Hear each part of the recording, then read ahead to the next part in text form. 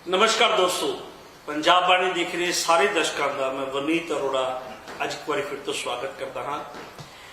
कहते कि कुछ लोग दुनिया में इहो ਜਿਹੇ ਹੁੰਦੇ हैं जिन्हां दे नाम की चर्चा अगर किसी महफिल में करिए तो उन्होंने शान बनती है, लेकिन कुछ लोग इहो ਜਿਹੇ भी होंगे हैं जिन्हां दे नाम की चर्चा अगर किसी महफिल में करिए तो उस महफिल की शान बनती है। अज मैं तुहाडी मुलाकात करवाने जा रहा जिस शख्सियत के नाल, जिस व्यक्तित्व के नाल, जिस परसनैलिटी के नाल, वो व्यक्ति, वो इंसान उस शख्सियत के, उस परिवार का एक अंग है जो इस फाजिलका जिले के एक मिसाल के रूप में जाने जाते। जी हाँ दोस्तों, मैं तुहाडी मुलाकात करवाने जा रहा उस परिवार के नुमाइंदे दे नाल, उस परिवार के एक इंसान दे नाल जिन्हां दा परिवार साडे फाजिलका जिले दे विच अपने काम दे नाल जानिया जांदा सी और जिन्हां ने बड़े लंबे समय तक साडे फाजिलका जिले की नुमाइंदगी की है पंजाब दे विच, केंद्र दे विच, और अज भी नुमाइंदगी कर रहे। जी हाँ, चौधरी बलराम जाखड़ जी का मैं नाम लेना चाहांगा। वो जाने जाते सी साडे लोगों दे विच भूमिपुत्र के नाम के नाल, जो जाने जाते सी साडे लोगों दे विच भागीरथी के नाम के नाल। भागीरथी इस करके क्योंकि ये रेतला इलाका सी साडा फाजिलका, साडा अबोहर, जिथे बागबानी रूपी संजीवनी का बूटा लाया, जिथे बागबानी रूपी गंगा नूं लैके आए सी चौधरी बलराम जाखड़ जी। चौधरी बलराम जाखड़ जी शख्सियत नूं देश का बच्चा बच्चा जानता है, जो लोक सभा के स्पीकर भी रहे हैं, जो केंद्रीय मंत्री भी रहे हैं, जो गवर्नर भी रहे हैं, उन्होंने परिवार के। और मैं तुहानूं मिलान जा रहा हाँ पंजाब कांग्रेस के अध्यक्ष चौधरी सुनील कुमार जाखड़ जी दे, जो उन्होंने पिछे उन्होंने नक्शे कदम से चल के अज अबोहर प्रांत नूं, अबोहर जिले तहसील नूं देख रहे हैं। अबोहर दे विच उन्हां दी नुमाइंदगी कर रहे हैं उन्हां दे भतीजे संदीप जाखड़ जी दे नाल। नमस्कार। नमस्ते जी। तुसी अपना कीमती समय निकाल के पंजाब बाणी के दर्शकों के रूबरू होए हो, तुहाडा बहुत बहुत धन्यवाद और स्वागत। Thank you. जाखड़ साहब, अज के माहौल दे विच जिथे करोना महामारी के चलदिया पूरा विश्व, पूरा देश, पूरी दुनिया सब पासे त्राहिमाम मची है और लोगों की जाना जा रही है हजारों की गिनती में नहीं, लखों की गिनती में। जिथे केंद्र सरकार, पंजाब सरकार और होर भी देशों के जो सरकारां ने वो अपने लोगों की जान बचाने के लिए हर संभव प्रयत्न कर रही ने, हर संभव कोशिश कर रही ने कि किस तरह अपने देश की कीमती जानों को बचाया जा सके। साड़ी पंजाब सरकार भी सजग है, साड़ी पंजाब सरकार भी अपने वालों पूरा प्रयत्न कर रही है कि एक एक जान की कीमत को समझते हुए उसको बचाया जा सके। और जो प्रयत्न कैप्टन अमरिंदर सिंह जी द्वारा किए जा रहे हैं, चौधरी सुनील कुमार जाखड़ जी वालों किए जा रहे हैं, उन्होंने करके अज पंजाब जिहड़ा है वो बचाव की स्थिति में है। गल करिए अबोहर के हालातों की, गल करिए जिला फाजिलका के हालातों की, तो कोविड-19 नूं लैके तुहाडे वालों की इंतजाम किए गए हैं अबोहर दे विच? देखो नी जी, सब तो पहले तो जिवें तुसी गल कीती under the leadership of captain Amarinder Singh ji, Congress party के लीडरशिप के अंदर तुसी जे रिकॉल करोगे, he was one of the first CMs जिन्हां ने मतलब कर्फ्यू का ऐलान किया सी ते ओदे बाद भारत सरकार ने भी मतलब उसे पैटर्न नूं फॉलो किया। ते जिवें तुसी गल कही अज जे पंजाब बचा है क्योंकि he took strict measures at the right time. उन्होंने स्थिति नूं वेख्या, संभालिया ते उन्होंने मतलब कर्फ्यू जिहड़ा ला के ते सिचुएशन नूं आपां कंट्रोल किया। क्योंकि आई थिंक जे तुसी रिकॉल करोगे अपने पंजाब दे विच अपने जिहड़े पंजाबी बाहर बैठे वो अक्सर सर्दियां जिवें जनवरी फरवरी विच काफी तादाद दे विच पंजाब दे विच आंदे ते मतलब उस टाइम पूरी करोना दा विश्व दे विच शुरू हो रहा सीगा एंड उन्होंने पूरी स्थिति नूं वेखदे हुए बहुत वधिया तरीके नाल लॉकडाउन करके कर्फ्यू ला के सिचुएशन नूं कंट्रोल की। जे आपां अपने जिले की गल करिए, अपना जिला भी एज ऑफ नाउ बिल्कुल ग्रीन जोन दे विच हैगा ते सिचुएशन इज अंडर कंट्रोल। ਮੈਂ ਪ੍ਰਸ਼ਾਸਨ ਨੂੰ ਵੀ ਦਾਤ ਦੇਣਾ ਚਾਹੁੰਦਾ ਵੀ ਬਹੁਤ ਪਿਛਲੇ 1 ਮਹੀਨੇ ਦੇ ਵਿੱਚ ਬਹੁਤ ਵਧੀਆ ਤਰੀਕੇ ਨਾਲ ਉਹਨਾਂ ਨੇ ਮਤਲਬ ਜੇ ਆਪਾਂ ਸਿਵਲ ਪ੍ਰਸ਼ਾਸਨ ਦੀ ਗੱਲ ਕਰੀਏ, ਜੇ ਆਪਾਂ ਪੁਲਿਸ ਪ੍ਰਸ਼ਾਸਨ ਦੀ ਗੱਲ ਕਰੀਏ, ਡਾਕਟਰਸ, ਨਰਸਿਸ, ਬਾਕੀ ਜਿਹੜੇ ਸਰਕਾਰੀ ਮੁਲਾਜ਼ਮ ਹੁਣ ਇਸ ਔਖੇ ਸਮੇਂ ਦੇ ਵਿੱਚ ਫਰੰਟ ਲਾਈਨ ਸੋਲਜਰਸ ਬਣ ਕੇ ਡਿਊਟੀ ਦੇ ਰਹੇ ਨੇ, ਉਹਨਾਂ ਦੀ ਸਾਰਿਆਂ ਦੀ ਤੇ ਲੋਕਾਂ ਦਾ ਵੀ, ਲੋਕਾਂ ਨੇ ਬਹੁਤ ਕੋਆਪਰੇਟ ਕੀਤਾ ਹੈ। ਐਂਡ ਮੈਂ ਕਹਿਣਾ ਚਾਹੂੰਗਾ ਸਾਰੇ ਰਾਜਨੀਤਿਕ ਦਲ ਜਿਹੜੇ ਉਹਨਾਂ ਨੇ ਬੜਾ ਕੋਆਪਰੇਟ ਕੀਤਾ ਹੈ ਐਂਡ ਆਪਾਂ ਗ੍ਰੀਨ ਜ਼ੋਨ ਦੇ ਵਿੱਚ ਹੈਗੇ ਆ ਤੇ ਮੈਂ ਆਹੀ ਉਮੀਦ ਰੱਖਦਾ ਵੀ ਜੇ ਆਪਾਂ ਨੂੰ ਸਾਵਧਾਨੀ ਇਸੇ ਤਰੀਕੇ ਨਾਲ ਵਰਤਾਂਗੇ ਔਖਾ ਸਮਾਂ ਨਿਕਲ ਜਾਊਗਾ। ਰੀਸੈਂਟਲੀ ਤੁਸੀਂ ਕੁਝ ਮਜ਼ਦੂਰਾਂ ਨੂੰ ਉਹਨਾਂ ਦੇ ਘਰ ਤੱਕ ਭਿਜਵਾਇਆ ਹੈ ਜੋ ਬਾਹਰ ਤੋਂ ਆਏ ਸੀਗੇ ਔਰ ਉਹ ਆਪਣੇ ਘਰ ਜਾਣਾ ਚਾਹੁੰਦੇ ਸੀ, ਤੁਸੀਂ ਉਹਨਾਂ ਦੀ ਮਦਦ ਕੀਤੀ ਹੈ? ਨਹੀਂ, ਅੱਜ ਹੀ ਐਕਚੁਅਲੀ ਅੱਜ ਸਵੇਰੇ ਜੀ ਮੈਂ ਉੱਥੇ ਗੁਮਜਾਲ ਬਾਰਡਰ ਤੇ ਸੀਗਾ, ਆਪਣੇ ਰਾਜਸਥਾਨ ਬਾਰਡਰ ਤੇ ਗੌਨ ਸਵੇਰੇ ਅਸੀਂ ਗਏ ਸੀ। 60 ਬੱਸਾਂ ਆਪਣੇ ਜਿਹੜੇ ਪੰਜਾਬ ਦੀ ਮਾਈਗ੍ਰੈਂਟਸ ਜਿਹੜੇ ਸੀਗੇ, ਜਿਹੜੇ ਕੰਮ ਕਰਨ ਜਾਂਦੇ ਸੀਗੇ ਰਾਜਸਥਾਨ, ਉਹ ਵਾਵਾ ਟਾਈਮ ਤੋਂ ਉੱਥੇ ਰਾਜਸਥਾਨ ਫਸੇ ਸੀਗੇ ਤੇ ਮੈਂ ਉਸ again heads of captain Amarinder Singh ji, ਕਿਉਂਕਿ ਤੁਸੀਂ ਵੇਖਿਆ ਹੋਣਾ ਰੋਜ਼ ਹੀ ਆਪਾਂ ਟੀਵੀ 'ਚ ਵੇਖ ਰਹੇ ਵੀ ਕਿਵੇਂ ਜਿਹੜੇ ਕਿੰਨੇ ਸਟੇਟਸ ਹੈਗੇ ਉਹਨਾਂ ਨੇ ਆਪਣੇ ਬਾਰਡਰ ਸੀਲ ਕਰਤੇ, ਉਹ ਆਪਣੇ ਮਤਲਬ ਲੋਕਾਂ ਨੂੰ ਵਾਪਸ ਨਹੀਂ ਲੈ ਰਹੇ, ਕਿਵੇਂ ਲੋਕੀ ਮਤਲਬ 200 400 500 1000 ਮੀਲ ਤੁਰ ਕੇ ਜਾ ਰਹੇ ਨੇ। ਬਟ ਆ ਵਧੀਆ ਫੈਸਲਾ ਹੈ। ਅੱਜ ਉੱਥੇ 60 ਬੱਸਾਂ ਸੀਗੀ ਐਂਡ ਬਕਾਇਦਾ ਵੈਰੀ ਸਿਸਟਮੈਟਿਕਲੀ ਉਹਨਾਂ ਨੇ ਕੀ ਕੀਤਾ ਵੀ ਬਾਰਡਰ ਦੇ ਉੱਤੇ ਜਿਹੜੇ ਵੀ ਪੈਟਰੋਲ ਪੰਪ ਸੀਗੇ ਉੱਥੇ ਸਟੇਸ਼ਨ ਬਣਾਏ ਹੋਏ ਸੀ। ਐਵਰੀਥਿੰਗ ਵਾਸ ਵੈਰੀ ਪਲਾਨਡ ਵੀ ਇਹ 4 ਬੱਸਾਂ ਇਸ ਪੈਟਰੋਲ ਪੰਪ ਤੇ ਜਾਊਗੀ, ਉੱਥੇ ਉਹਨਾਂ ਦੀ ਬਕਾਇਦਾ ਚੈਕਿੰਗ ਹੋ ਰਹੀ ਸੀ, ਸਾਰਾ ਉਹਨਾਂ ਦਾ ਡੇਟਾ ਲਿੱਤਾ ਜਾ ਰਿਹਾ ਸੀਗਾ, ਵਿਦ ਇਨ ਪੁਲਿਸ ਐਸਕॉर्ट ਲਿਸਟਾਂ ਬਣ ਰਹੀ ਸੀਗੀ ਐਂਡ ਦੇ ਵਰ ਬੀਇੰਗ ਡਿਸਪੈਚ ਵੀ ਜਿੱਥੇ ਜਿੱਥੇ ਉਹਨਾਂ ਦੇ ਪਿੰਡ ਆ ਉਹਨਾਂ ਦੀ ਤਹਿਸੀਲ ਦੇ ਵਿੱਚ ਉਹਨਾਂ ਨੂੰ ਭੇਜਿਆ ਜਾ ਰਿਹਾ ਸੀਗਾ। ਵਧੀਆ ਲੰਗਰ ਦਾ ਬੰਦੋਬਸਤ ਸੀਗਾ, ਚਾਹ ਪਾਣੀ ਦਾ ਐਂਡ ਇਨ ਅ ਵੈਰੀ ਹਿਊਮੈਨ ਵੇ ਬਹੁਤ ਵਧੀਆ ਤਰੀਕੇ ਨਾਲ ਉਹਨਾਂ ਨੇ ਕੀਤਾ and I think it is a must, ਕਿਉਂਕਿ ਦੇਖੋ ਹੁਣ ਅਲਟੀਮੇਟਲੀ ਆਪਾਂ ਚਾਹੇ ਕਿੱਥੇ ਵੀ ਰਹੀਏ ਘਰ ਹੀ ਹੁੰਦਾ ਤੇ ਮੁਸ਼ਕਿਲ ਸਮੇਂ ਦੇ ਵਿੱਚ ਸਾਰੇ ਘਰ ਆਉਣਾ ਚਾਹੁੰਦੇ ਆ। ਈਵਨ ਦੋ ਬਾਕੀ ਸਟੇਟਸ ਵੀ, ਮੈਂ ਆ ਨਹੀਂ ਕਹਿ ਰਹੀ ਆਪਣੇ ਜਿਹੜੇ ਬੰਦੇ ਜਿੱਥੇ ਬੈਠੇ ਸੀਗੇ ਜਿਵੇਂ ਰਾਜਸਥਾਨ ਤੇ ਬੈਠੇ ਸੀ, ਰਾਜਸਥਾਨ ਸਰਕਾਰ ਉਹਨਾਂ ਦਾ ਵਧੀਆ ਢੰਗ ਨਾਲ ਉਹਨਾਂ ਦਾ ਧਿਆਨ ਕਰ ਰਹੀ ਸੀ, ਪਰ ਜਿਵੇਂ ਆਪਾਂ ਕਹਿੰਦੇ ਘਰ ਹੀ ਹੁੰਦਾ ਹੈ ਤੇ ਮੈਂ ਇਸ ਉਪਰਾਲੇ ਨੂੰ ਵੀ ਬਹੁਤ ਵਧੀਆ ਤਰੀਕੇ ਨਾਲ ਹੈਂਡਲ ਕੀਤਾ। ਯੋਰ ਸਰਵਿਸਿਜ਼ ਆਰ ਵੈਰੀ ਵੈਰੀ ਐਪਰੀਸ਼ੀਏਬਲ, ਲੇਕਿਨ ਇਸ ਦੇ ਬਾਵਜੂਦ ਵੀ ਵਿਪਕਸ਼ ਤੁਹਾਡੇ ਤੇ ਇਲਜ਼ਾਮ ਲਗਾ ਰਿਹਾ ਹੈ, ਲੋਕਲ ਦੇ ਐਮਐਲਏ ਨੇ ਤੁਹਾਡੇ ਤੇ ਇਲਜ਼ਾਮ ਲਗਾਇਆ ਹੈ ਕਿ ਜਾਖੜ ਪਰਿਵਾਰ ਜਿਹੜਾ ਹੈ ਉਹਨਾਂ ਵੱਲੋਂ ਲੋਕਲ ਹਲਕੇ ਦੇ ਵਿੱਚ, ਆਪਣੇ ਹਲਕੇ ਵਿੱਚ ਕੋਈ ਵੀ ਕੰਮ ਨਹੀਂ ਕੀਤਾ ਜਾ ਰਿਹਾ ਇਸ ਕੋਵਿਡ ਮਹਾਮਾਰੀ ਦੇ ਦੌਰਾਨ। ਉਹ ਜਾਣਨਾ ਵੀ ਚਾਹੁੰਦੇ ਨੇ ਕਿ ਤੁਸੀਂ ਇੱਥੇ ਕੀ ਕੰਮ ਕਰ ਰਹੇ ਹੋ। ਵਿਨੀਤ ਜੀ, ਮੈਂ ਇਸ ਟਾਈਮ ਬਿਕੋਜ਼ ਕੈਪਟਨ ਸਾਹਿਬ ਨੇ ਵੀ ਆ ਗੱਲ ਕੀਤੀ, ਜਾਖੜ ਸਾਹਿਬ ਨੇ ਵੀ ਆ ਗੱਲ ਕੀਤੀ, ਸੋਨੀਆ ਜੀ ਨੇ, ਰਾਹੁਲ ਜੀ ਨੇ, ਮਨਮੋਹਨ ਸਿੰਘ ਜੀ ਨੇ, ਦ ਹੋਲ ਕਾਂਗਰਸ ਪਾਰਟੀ, ਮੈਂ ਉਹਦੇ ਨਾਲ ਬਿਲਕੁਲ ਅਗਰੀ ਕਰਦਾ। ਇਸ ਔਖੇ ਸਮੇਂ ਦੇ ਵਿੱਚ ਮੈਂ ਪੋਲਿਟਿਕਸ ਰਾਜਨੀਤੀ ਨਹੀਂ ਕਰਨਾ ਚਾਹੁੰਦਾ।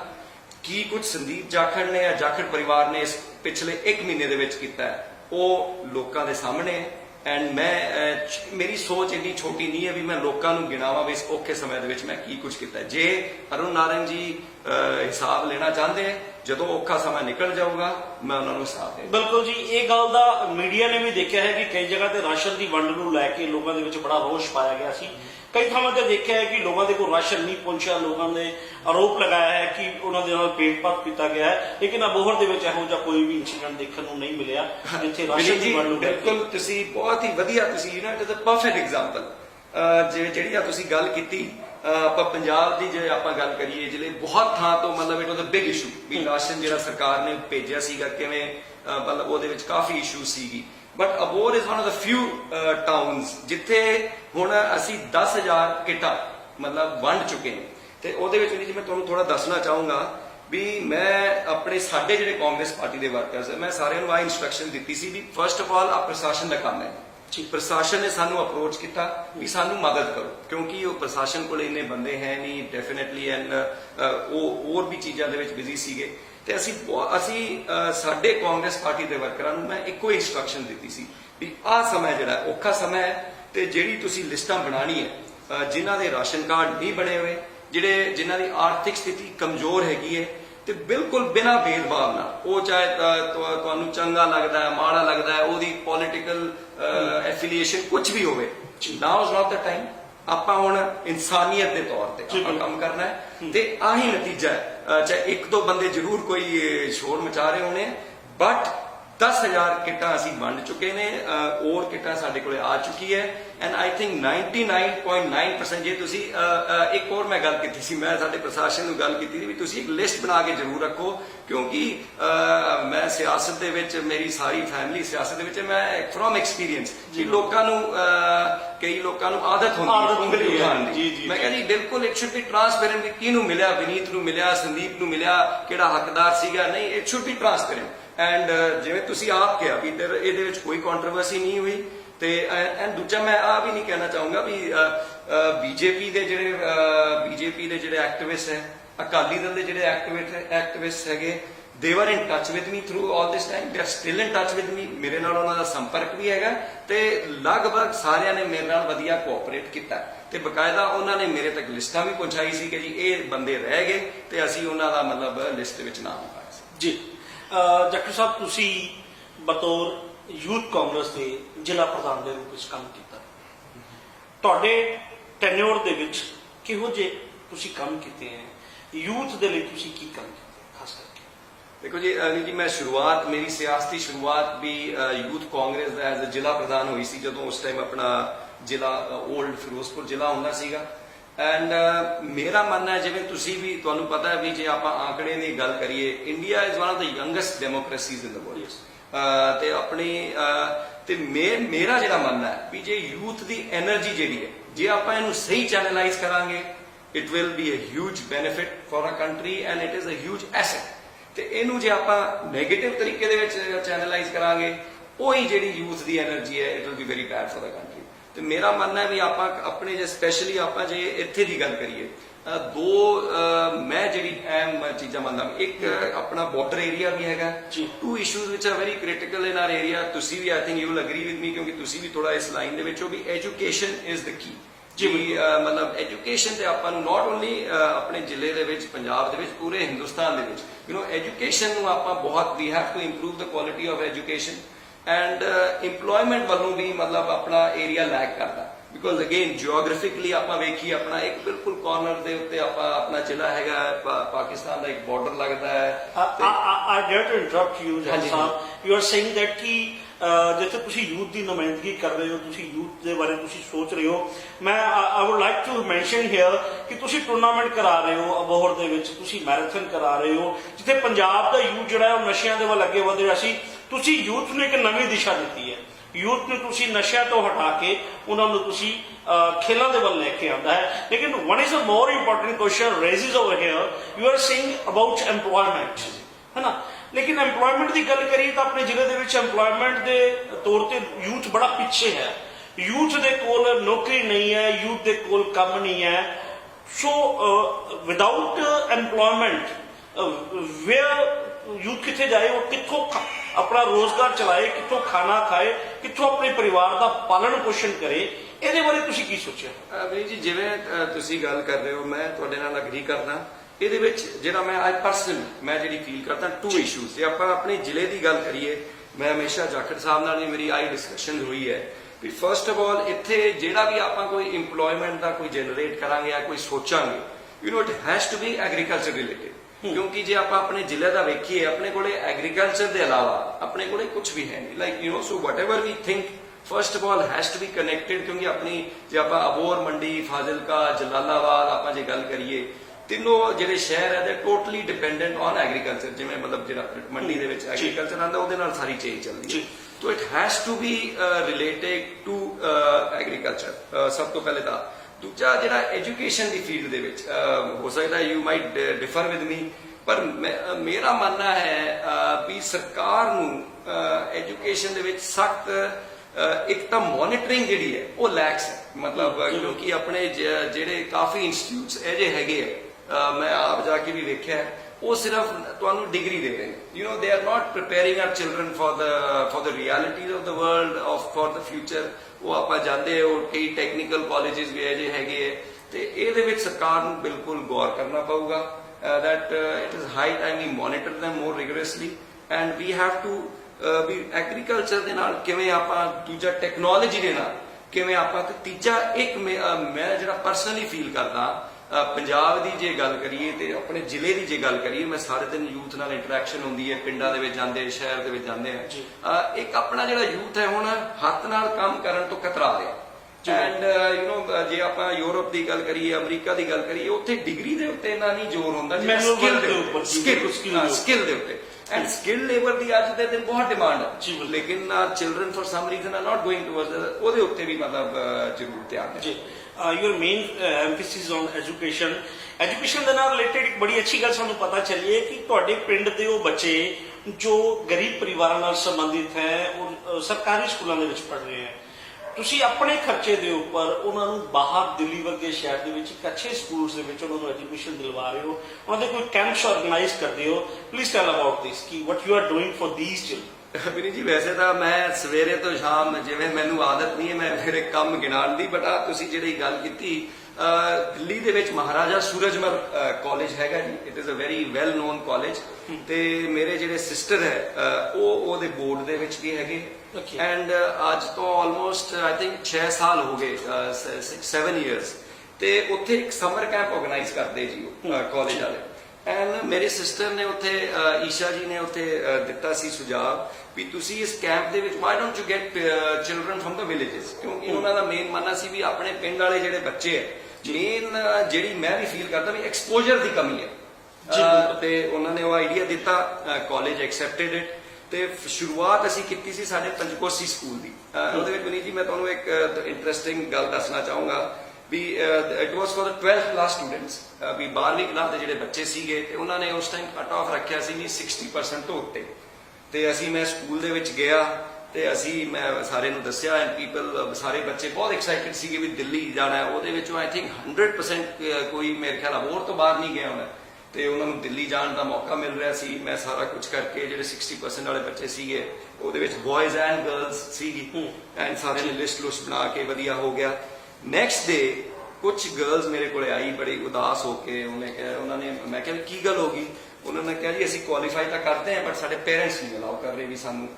ਮੈਂ ਕਿਹਾ ਪੇਰੈਂਟਸ ਨਹੀਂ ਅਲਾਉ ਕਰ ਰਹੇ। ਮੈਂ ਪੇਰੈਂਟਸ ਨੂੰ ਬੁਲਾਇਆ, ਮੈਂ ਉਹਨਾਂ ਨੂੰ ਡਰਾਇਆ, ਧਮਕਾਇਆ, ਮੈਂ ਕਿਹਾ ਵੀ ਇਹ ਦੇਖੋ, ਮੈਂ ਕਨਵਿੰਸ ਕੀਤਾ, ਮੈਂ ਜਿਵੇਂ ਜਿਹੜਾ ਕਨਵਿੰਸ ਹੁੰਦਾ, ਮੈਂ ਕਿਹਾ ਵੀ ਮੈਂ ਕੈਂਪ ਆਰਗੇਨਾਈਜ਼ ਕਰ ਰਿਹਾ ਵੀ ਮੈਂ ਇਹ ਜੀ ਥਾਂ ਕਿਸੇ ਦੀ ਬੇਟੀ ਨੂੰ ਨਹੀਂ, ਮੇਰੀ ਵੀ ਇੱਕ ਬੇਟੀ ਹੈ, I will never send your daughter ਜਿੱਥੇ ਮੈਨੂੰ ਆਪ ਯਕੀਨ ਨਾ ਹੋਵੇ ਵੀ they will be well looked after. ਚਲੋ ਜੀ, ਬੜੀ ਮੁਸ਼ਕਿਲ ਨਾਲ ਮੈਂ ਇਹਨਾਂ ਨੂੰ ਮਨਾਇਆ, ਤੇ ਉਹ ਬੱਚੇ ਗਏ, ਗਰਲਸ ਵੀ ਤੇ ਬॉयਜ਼ ਵੀ। ਪਹਿਲਾ ਬੈਚ ਸੀਗਾ। ਜਦੋਂ ਉਹ ਵਾਪਸ ਆਏ, ਮਨੀ ਜੀ, ਪਹਿਲਾ ਕੈਂਪ ਜਿਹੜਾ ਸੀਗਾ summer camp, I think that was only 10 days, ਤੇ ਵਿਦਿਨ 10 ਦਿਨਾਂ ਦੇ ਵਿੱਚ ਜਿਹੜੇ ਉਹ ਬੱਚੇ ਵਾਪਸ ਆਏ ਸੀਗੇ, ਉਹਨਾਂ ਦੀ ਜਿਹੜੀ ਲੈਵਲ ਆਫ ਕੌਨਫੀਡੈਂਸ ਹੈ, ਉਹ ਜਦੋਂ ਗਏ ਸੀ ਤੇ ਜਦੋਂ ਵਾਪਸ ਆਏ, ਜਿਹੜੀ ਗਰਲਸ ਵੀ ਸੀਗੀ, ਮੈਂ ਆਪ ਹੈਰਾਨ ਸੀਗਾ ਵੀ 10 ਦਿਨਾਂ ਦੇ ਵਿੱਚ ਕਿੰਨਾ ਉਹਨਾਂ ਦੇ ਵਿੱਚ ਚੇਂਜ ਆ ਗਿਆ। ਉੱਥੇ ਗਏ, ਉੱਥੇ ਮੇਰੇ ਖਿਆਲ ਨਾਰਥ ਇੰਡੀਆ ਤੋਂ, ਯੂਪੀ ਤੋਂ, ਰਾਜਸਥਾਨ ਤੋਂ, ਹਰਿਆਣਾ ਤੋਂ, ਬਹੁਤ ਸਕੂਲਾਂ ਤੋਂ ਬੱਚੇ ਆਏ ਸੀਗੇ, ਐਂਡ ਵਧੀਆ ਤਰੀਕੇ ਨਾਲ ਉਹਨਾਂ ਨੇ ਮਤਲਬ ਅਟੈਂਡ ਕੀਤਾ, ਐਂਡ ਦੇ ਵਰ ਟੌਟ ਸੋ ਮਨੀ ਥਿੰਗਸ। ਉਹਨਾਂ ਨੂੰ ਮਤਲਬ ਅੱਗੇ ਕੀ ਕੁਝ ਤੁਹਾਡੇ ਕੋਲ ਆਪਸ਼ਨਸ ਹੈ, ਮਤਲਬ ਇੰਨਾ ਐਕਸਪੋਜ਼ਰ ਮਿਲਿਆ ਦੇ, ਮਤਲਬ ਦੇਖੋ, it is all about dream. ਜੇ ਆਪਾਂ ਕਿਸੇ ਨੂੰ ਆਪਾਂ ਕੋਈ ਦੱਸਾਂਗੇ ਵੀ ਆਹ ਆਪਸ਼ਨ ਹੈਗੀ ਤੇਰੇ ਕੋਲ, ਤੇ ਫਿਰ ਅਗਲਾ ਸੋਚਦਾ ਵੀ ਆਹ ਵੀ ਦੁਨੀਆ ਹੈਗੀ ਹੈ। ਤੇ ਉਹਦੇ ਬਾਅਦ ਲਗਾਤਾਰ it has been going on. And ਦੂਜੇ ਸਾਲ ਜਦੋਂ ਕੈਂਪ ਹੋਇਆ, ਮੈਨੂੰ ਉਹ ਗਰਲਸ ਦੀ ਪ੍ਰੋਬਲਮ ਨਹੀਂ ਆਈ। ਹੁਣ ਜਦੋਂ ਸਾਡੇ ਕੈਂਪ ਸ਼ੁਰੂ ਹੁੰਦੇ ਨਾ ਜੀ, I have a waiting list. ਸਾਰੇ ਪੇਰੈਂਟਸ ਮੈਨੂੰ ਆ ਕੇ ਕਹਿੰਦੇ ਵੀ ਸਾਡੀ ਕੁੜੀ ਨੂੰ ਭੇਜੋ, ਸਾਡੀ ਕੁੜੀ ਨੂੰ ਭੇਜੋ। ਐਂਡ ਬਿਸਾਈਡਸ ਪੰਚਕੋਸੀ, ਮੌਜਗੜ, ਸੀਤੋ ਗੁਨੋ ਤੇ ਅਬੋਹਰ ਦੇ ਵੀ ਕੁਝ ਅਸੀਂ ਬੱਚੇ ਭੇਜਦੇ ਹਾਂ। And main like I sad, ਹੁਣ ਦਾ ਕੈਂਪ ਆਲਸੋ ਹੈਜ਼ 15 ਦਿਨ ਦਾ ਹੋ ਗਿਆ, ਆਈ ਮੀਨ 3 ਵੀਕਸ ਦਾ, 3 ਹਫ਼ਤੇ ਦਾ ਕੈਂਪ ਹੁੰਦਾ। ਮੈਂ ਮੇਰੇ ਖਰਚੇ ਤੇ ਬੱਚਿਆਂ ਨੂੰ ਭੇਜਦਾ ਉੱਥੇ। ਐਂਡ ਮਤਲਬ ਉਹਨਾਂ ਦੀ ਜਿਹੜੀ ਲੈਵਲ ਆਫ ਕੌਨਫੀਡੈਂਸ, ਉਹ ਪਹਿਲੀ ਵਾਰ ਤਾਂ ਦਿੱਲੀ ਜਾਂਦੇ ਆ, ਉੱਥੇ ਵੇਖਦੇ ਆ, ਸਪੈਸ਼ਲੀ ਫॉर द ਗਰਲਸ। ਮੈਂ ਗਰਲਸ ਦੀ ਐਜੂਕੇਸ਼ਨ ਦੇ ਵਿੱਚ ਬਹੁਤ ਮੈਂ ਵਿਸ਼ਵਾਸ ਕਰਦਾ। ਮੇਰੇ ਜਿਹੜੇ ਵੱਡੇ ਮੇਰੇ ਗ੍ਰੈਂਡਮਦਰ ਸੀਗੇ, ਮਤਲਬ ਉਹਨਾਂ ਤੋਂ ਮੈਂ ਇੱਕ ਚੀਜ਼ ਸਿੱਖੀ, ਕਿਉਂਕਿ ਤੁਸੀਂ ਵੇਖਿਆ ਹੋਣਾ ਸਾਡੇ ਸਮਾਜ ਦੇ ਵਿੱਚ ਹੁਣ ਵੀ ਓਲੇ ਦਾ ਤੇ ਮਤਲਬ ਲੇਡੀ ਸਾਡੀ ਮਤਲਬ ਥੋੜੀ ਜੀ ਮਤਲਬ ਕਤਰਾਂਦੀ ਹੈ, ਪਬਲਿਕ ਚ ਨਹੀਂ ਆਉਂਦੀ। ਪਰ ਫਰਮ ਹਰ ਆਈ ਲਰਨ। ਉਹ ਮੈਂ ਜਦੋਂ ਅਸੀਂ ਛੋਟੇ ਹੁੰਦੇ ਸੀ, ਸ਼ੀ ਇਜ਼ ਟੂ ਮਤਲਬ ਸਾਰੇ ਖੇਤ ਦਾ ਕੰਮ ਵੇਖਦੇ ਸੀਗੇ, ਤੇ ਜਦੋਂ ਬਾਹਰ ਬੈਠਦੇ ਸੀ ਬਿਲਕੁਲ ਮਤਲਬ ਸਾਰਿਆਂ ਦੇ ਵਿੱਚ ਬਹਿ ਕੇ ਕੌਨਫੀਡੈਂਸ ਨਾਲ ਆਪਣੀ ਗੱਲ ਕਰਦੇ ਸੀ। And she was a very strong believer in women's rights, women's education, even though she was not educated herself. Okay. And you know, from my mother, from my like my sister ਦੀ ਗੱਲ ਕਰ ਰਿਹਾ ਸੀ, so you know, I've got ਸਾਡੇ ਤਾਈ ਜੀ ਹੈਗੇ ਬਹੁਤ, ਮੇਰੇ ਚਾਚੀ ਜੀ, you know, everyone has, you know, have strong views that women should be empowered. That's really too good that you are educating girls, especially girls. ਇੱਕ ਹੋਰ ਚੀਜ਼ ਸਾਡੇ ਕੋਲ ਸਾਹਮਣੇ ਆਈ ਹੈ ਜਾਖੜ ਸਾਹਿਬ, ਇੱਕ ਨੌਜਵਾਨ ਲੜਕਾ ਹੈ ਤੁਹਾਡੇ ਹੀ ਇਲਾਕੇ ਦਾ, ਸੰਜੀਵ, ਹਾਂਜੀ, ਸੰਜੀਵ, ਜੋ ਆਪਣੇ ਪੈਰ ਤੋਂ ਲਾਚਾਰ ਹੈ, ਉਹ ਫਿਜ਼ੀਕਲੀ ਉਹ ਫਿਟ ਨਹੀਂ ਹੈ, ਲੇਕਿਨ ਤੁਹਾਡੇ ਪਰਿਵਾਰ ਨੇ ਉਹਦਾ ਬਹੁਤ ਸਾਥ ਦਿੱਤਾ। ਅੱਜ ਉਹ ਬੱਚਾ ਜਿਹੜਾ ਉਹ ਇੰਟਰਨੈਸ਼ਨਲ ਲੈਵਲ ਤੇ ਹਾਂਜੀ, ਉਹਦੀ ਵਰਲਡ ਮੇਰੇ ਖਿਆਲ ਟੌਪ 10 ਚ ਰੈਂਕਿੰਗ ਹੈ ਜੀ। ਪੈਰਾ ਬੈਡਮਿੰਟਨ ਉਹਨੂੰ ਕਹਿੰਦੇ। ਸੰਜੀਵ ਸਾਡੇ ਤੇਲੂਪੁਰੇ ਦਾ ਹੀ ਮੁੰਡਾ ਹੈ ਜੀ। Actually van I first came in touch with him, ਉਹਨੇ ਮੈਨੂੰ ਦੱਸਿਆ ਜੀ ਮੈਂ ਐਵੇਂ ਬੈਡਮਿੰਟਨ ਖੇਡਦਾ ਤੇ ਕੰਪੀਟ ਕਰਦਾ ਐਟ ਇੰਟਰਨੈਸ਼ਨਲ ਲੈਵਲ, ਪਰ ਮੇਰੇ ਕੋਲ ਫਾਈਨੈਂਸਿਸ ਦੀ ਕਮੀ ਹੈ, ਤੇ ਪਲੱਸ ਮੇਨ ਮੈਂ ਸ਼ੁਰੂ ਦੇ ਵਿੱਚ ਤਾਂ ਮੈਂ ਉਹਨੂੰ ਥੋੜਾ ਜਿਹਾ ਜਿਵੇਂ ਕਿੱਥੇ ਜਾਣ ਦੀ ਟਿਕਟ ਵਾਸਤੇ ਪੈਸੇ ਦੇਤੇ, ਕੋਈ ਇਕਵਿਪਮੈਂਟ ਸ਼ਟਲ ਵਾਸਤੇ, ਤੇ ਮੇਨ ਉਹਨੂੰ ਆਉਣ ਜਾਣ ਦੀ ਪ੍ਰੋਬਲਮ ਸੀ, ਟੂਰਨਾਮੈਂਟਸ ਖੇਡ ਨਹੀਂ ਸਕਦਾ ਸੀ, ਉਹਦੀ ਹਵਾਈ ਜਹਾਜ਼ ਦੀ ਟਿਕਟ, ਹੋਟਲ ਦਾ ਖਰਚਾ ਚਲੋ ਮੈਂ ਦੇ ਦਿੰਦਾ ਸੀ। ਫਿਰ ਜਦੋਂ ਮੈਂ ਉਹਦਾ ਵੇਖਿਆ ਵੀ ਇਜ਼ ਡੂਇੰਗ ਵੈਰੀ ਵੈਲ, ਮਤਲਬ ਇੰਨੇ ਮਾੜੇ ਹਾਲਾਤਾਂ ਦੇ ਵਿੱਚ ਰਹਿ ਕੇ ਵੀ ਇੰਨਾ ਮਤਲਬ ਬੰਦਾ ਖੇਡੀ ਜਾਂਦਾ, ਤਾਂ ਆਸਕਡ ਹਿਮ ਵੀ ਕੀ ਮੇਨ ਇਸ਼ੂ ਸੰਜੀਵ ਕੀ ਹੈ ਪ੍ਰੋਬਲਮਸ ਤਾਂ ਦੋ ਸੀ। ਇੱਕ ਤਾਂ ਵਿਚਾਰੇ ਕੋਲੇ ਜੌਬ ਨਹੀਂ ਸੀ, ਦੂਜਾ ਉਹਨੇ ਦੱਸਿਆ ਜੀ ਮੈਂ ਜਦੋਂ ਖੇਡਦਾ ਜੀ ਮੇਰੀ ਜਿਹੜੀ ਵੀਲ ਚੇਅਰ, ਉਹਦੀ ਵੀਲ ਚੇਅਰ ਸੀਗੀ, ਉਹਦਾ ਭਾਰ ਸੀਗਾ ਮੇਰੇ ਖਿਆਲ ਮਤਲਬ 10-15 ਕਿਲੋ, ਮਤਲਬ ਬਹੁਤ ਭਾਰੀ ਸੀ ਜੀ। ਤੇ ਜਿਹੜੇ ਉਹ ਟੌਪ ਲੈਵਲ ਜਿਵੇਂ ਅਮਰੀਕਾ ਦੇ, ਯੂਰਪ ਦੇ, ਬਾਕੀ ਏਸ਼ੀਅਨ, ਬੱਚਾ ਉਹ 올림픽 ਵਿੱਚ ਵੀ ਜਾ ਕੇ ਆਇਆ? ਨਹੀਂ ਜੀ, 올림픽ਸ ਦੇ ਵਿੱਚ ਹੁਣ ਜਾਣਾ ਸੀਗਾ ਉਹਨੇ, ਪਰ ਹੁਣ ਆ ਕੈਂਸਲ ਹੋ ਗਈ। ਬਟ ਮੇਨ ਉਹਨੇ ਕਿਹਾ ਜੀ ਮੈਂ ਮੇਰੀ ਵੀਲ ਚੇਅਰ ਦਾ weight ਤੇ ਉਹਨਾਂ ਦੀ ਵੀਲ ਚੇਅਰ ਦਾ weight, ਉਹਦੇ ਵਿੱਚ ਘੱਟੋ ਘੱਟ 10 ਕਿਲੋ ਦਾ ਫਰਕ ਹੈ। 10 ਕਿਲੋ ਦਾ। ਤੇ ਮੈਂ ਉਹਨੂੰ ਪੁੱਛਿਆ ਵੀ ਤੇਰੀ ਜਿਹੜੀ ਵੀਲ ਚੇਅਰ ਜਿਹੜੀ ਚਾਹੀਦੀ ਹੈ, ਜਿਹੜੇ ਟੌਪ ਖਿਡਾਰੀ ਖੇਡਦੇ, ਉਹਦਾ ਕੀ ਖਰਚਾ? ਉਹਨੇ ਕਿਹਾ ਜੀ ਆਲਮੋਸਟ 5 ਲੱਖ ਦਾ ਖਰਚਾ ਹੈ, ਵੀ ਮੈਨੂੰ ਉਹ ਵੀਲ ਚੇਅਰ ਜੇ ਮਿਲ ਜੇ ਤਾਂ ਮੇਰਾ ਗੇਮ ਮੇਰੀ ਹੋਰ ਹੋਵੇਗੀ। ਉਹਦੇ ਵਿੱਚ ਵੀਰ ਜੀ ਮੈਂ ਤੁਹਾਨੂੰ ਦੱਸਣਾ ਚਾਹੁੰਦਾ ਵੀ ਮੇਰਾ ਜਿਹੜਾ ਮੈਂ ਅਜਮੇਰ ਪੜ੍ਹਿਆ ਜੀ, ਤੇ ਮੇਰਾ ਜਿਹੜਾ ਬੈਚ ਹੈ, ਅਸੀਂ 94 ਵਾਲੇ ਬੈਚ ਹੈਗਾ ਸਾਡਾ, ਉਹਦੇ ਵਿੱਚ ਸਾਡੇ ਇੱਥੋਂ ਵੀ ਜੇ ਆਪਾਂ ਗੱਲ ਕਰੀਏ ਫਾਜ਼ਿਲਕਾ ਤੋਂ 2, ਇੱਕ ਹਿਮਾਂਸ਼ੂ ਸਵਾਮੀ ਹੈਗੇ ਜੀ, ਇੱਕ ਕਰਨ ਗਿਲੋਤਰਾ ਹੈਗੇ, ਉਹ ਫਾਜ਼ਿਲਕਾ ਤੋਂ ਬਿਲੋਂਗ ਕਰਦੇ ਆ, ਇੱਕ ਗੰਗਾਨਗਰ ਤੋਂ ਸੁਮਿਤ ਜਾਖੜ, ਤੇ ਬਾਕੀ ਸਾਡੇ ਬੈਚਮੇਟਸ ਜਿਹੜੇ ਹੈਗੇ। ਮੈਂ ਉਹਨਾਂ ਨਾਲ ਗੱਲ ਕੀਤੀ, ਮੈਂ ਕਿਹਾ ਆਹ ਮੁੰਡਾ ਹੈ ਤੇ ਕਿਉਂ ਨਾ ਐਜ਼ ਅ ਬੈਚ, ਤੇ ਸਾਰਿਆਂ ਨੇ ਕਿਹਾ ਯਾਰ it is a very good idea, ਤੇ ਅਸੀਂ ਸਾਡੇ ਬੈਚ ਨੇ ਉਹਨੂੰ ਇੱਕ ਇੰਗਲੈਂਡ ਤੋਂ ਮੰਗਾ ਕੇ ਅਸੀਂ ਉਹਨੂੰ ਵੀਲ ਚੇਅਰ ਦਿੱਤੀ ਉਹ, ਐਂਡ ਉਹਦੇ ਬਾਅਦ ਹਿਜ਼ ਰੈਂਕਿੰਗਸ ਆਲਸੋ ਇੰਪਰੂਵ, ਜਿਵੇਂ ਮੈਂ ਕਹਿ ਰਿਹਾ ਸੀ ਉਹ ਦੁਨੀਆ ਦੇ ਵਿੱਚ ਟੌਪ 10 ਦੇ ਵਿੱਚ ਹੈਗਾ, and he's playing very well and we keep helping him from time to time and ਮੈਂ ਕੋਸ਼ਿਸ਼ ਕਰ ਰਿਹਾ, ਮੈਂ ਜਾਖੜ ਸਾਹਿਬ ਦੇ ਵੀ ਮਗਰ ਲੱਗਿਆ, ਤੇ ਮੈਂ ਕੈਪਟਨ ਸਾਹਿਬ ਨੂੰ ਵੀ 2-3 ਵਾਰ ਰਿਕੁਐਸਟ ਕੀਤੀ ਵੀ ਇਹਨੂੰ ਜ਼ਰੂਰ, ਇਹ ਵਿਚਾਰੇ ਨੂੰ ਜੌਬ ਦਾ ਜ਼ਰੂਰ ਮਤਲਬ। This is really very appreciable job done by you and your friends, and salute to all your friends and you too.